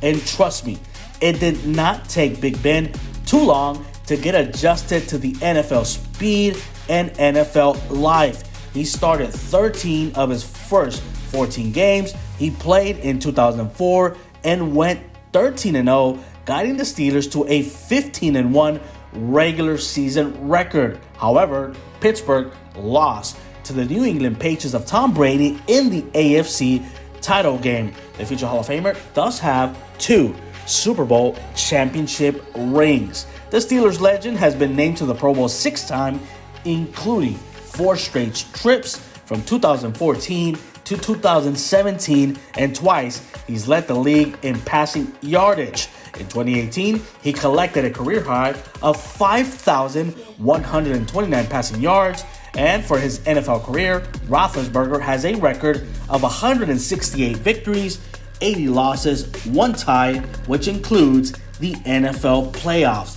But enough of me giving you on-the-field numbers. I want to tell you why Big Ben likes to wear the number 7 on the back of his jersey. It turns out his hero, the guy that Big Ben grew up watching, is the Denver Broncos quarterback and none other than the legendary John Elway, who wore the same number during his iconic career during the 80s and 90s. Elway, who is now the president of football operations and GM of the Broncos, knows that Ben Roethlisberger wears the number 7 because of him. But John Elway is not the only quarterback Big Ben grew up watching every Sunday. He would also get inspiration from Joe Montana, Dan Marino, Jim Kelly, and, as previously mentioned, John Elway. He just feels lucky that he was able to see those 4 quarterbacks growing up. Roethlisberger has even said he molded his game after John Elway, but wishes he had Elway's arm strength. He's even joked how John Elway can throw a ball through a car wash and it would not get wet. He was not really a runner, but would run when he needed to. He molded his game the same way, and Ben has never considered himself a running QB, but has never been afraid to do it to get yards when his team has needed them. He just wishes he would have had the gift of a much stronger arm, just like the one John Elway's had during his career in the NFL.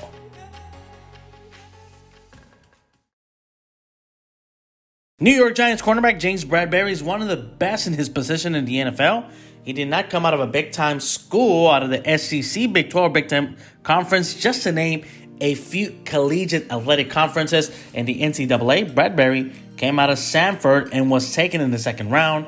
He grew up in Pleasant Grove, Alabama, in a single-parent home, and credits his mother for teaching him how to save money for a rainy day.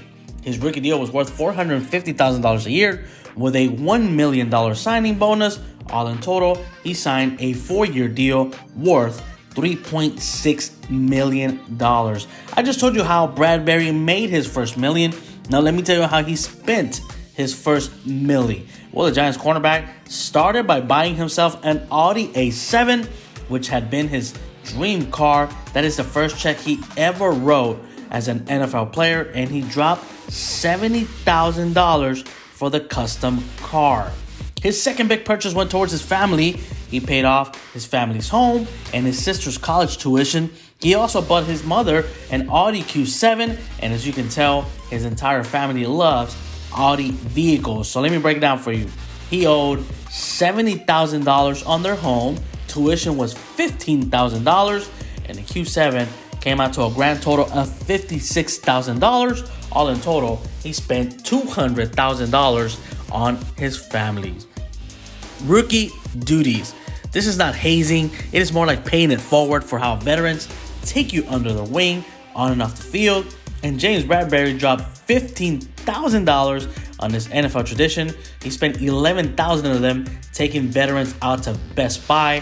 They could get whatever they wanted, buy whatever they wanted, all on Bradberry's tab, and add another $3,000 as he took the team out on a rookie dinner. His next big expense was expanding his wardrobe. James spent close to $25,000, and trust me, this was not all on one trip. It was over time, where he's bought shoes, chains. He then re-upgraded the wardrobe once he signed a 3-year, $43 million deal with $31 million fully guaranteed. He mainly bought watches and diamonds because he got into that style. Let's also add $30,000 for vacations and entertainment. Bradberry has been to Atlanta, the Bahamas, DC, and he spent the most in the city of Miami. He did not forget where he came from. He also gave another $50,000 to the church he grew up going to, the same place where his mother also preaches. Now, the last 2 checks have been the biggest one. The first one was $450,000, and that one went to Uncle Sam, and we know you gotta pay Uncle Sam his taxes. The next one was $750,000, where he built a custom home that has a gym and entertainment system. That is how James Bradberry spent his first $1 million as an NFL player. Quarterback Tom Brady has already started his post-career football journey. Look, Brady has had such a successful career that if he doesn't want to, he would not have to work at all for the rest of his life if he chooses not to. He can simply live off his name, Tom Brady, and everything he's done, whether it's in the regular season, the playoffs, or even the Super Bowl. But Brady is planning to keep his name relevant even after he stops throwing 50-yard bombs down the field, or every record that he's broken is mentioned in every sports talk show come Super Bowl time. We don't know when that day will come, when he retires and decides to hang up the number 12 jersey. But one thing we do know is about Tom Brady's new project and new adventure. His clothing line, which will be called Brady, which is set to launch January the 12th. You can find it online at bradybrand.com, or if you just want to walk into the store and try it on, a week later, you will be able to find it at Nordstrom's. The first release will focus on training and casual clothing. Brady is also ahead of the game. He has college athletes and recently drafted players who will be rocking the Brady brand. His line does not stand out from a fashion standpoint. His clothing is made up of all black sweatpants, hoodies, and quarter zip-ups. Big-time names like Michigan quarterback Cade McNamara and the son of Deion Sanders, Shooter Sanders, will all be rocking the brand while putting some extra money in their pockets as college athletes. But Tom Brady is not only looking to just have football players wear his clothing, he took out a page of the great Jordan brand. Athletes like basketball players, baseball, golf, tennis, and hockey athletes will be wearing the Brady brand on and off the field. Brady has a total of 10 players signed and hopes to keep it in the family by signing his niece, Maya Brady, who plays softball for the University of UCLA. One thing that makes the Brady brand unique is that it has no logos. The big question is, how does it expect to compete with Nike, Adidas, Iverson brand, the Kobe name, the LeBron, or everything else that is out there? All brands have unique logos that distinguish them, but the Brady brand simply decided to go brandless.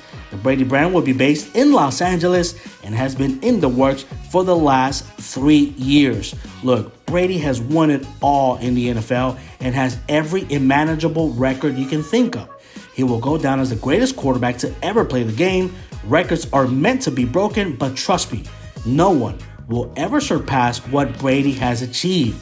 Now, Tom is jumping into the fashion world, looking to make a winning splash and compete with the big dogs of the sports world when it comes to fashion. The football careers of Peyton Manning and Tom Brady will be linked forever for the rest of their lives. They had one of the best rivalries in the NFL. Both quarterbacks, without a doubt, are two of the best to play the game in our era. But it is difficult to determine which quarterback is better. But the bigger question is, are Tom Brady and Peyton Manning friends?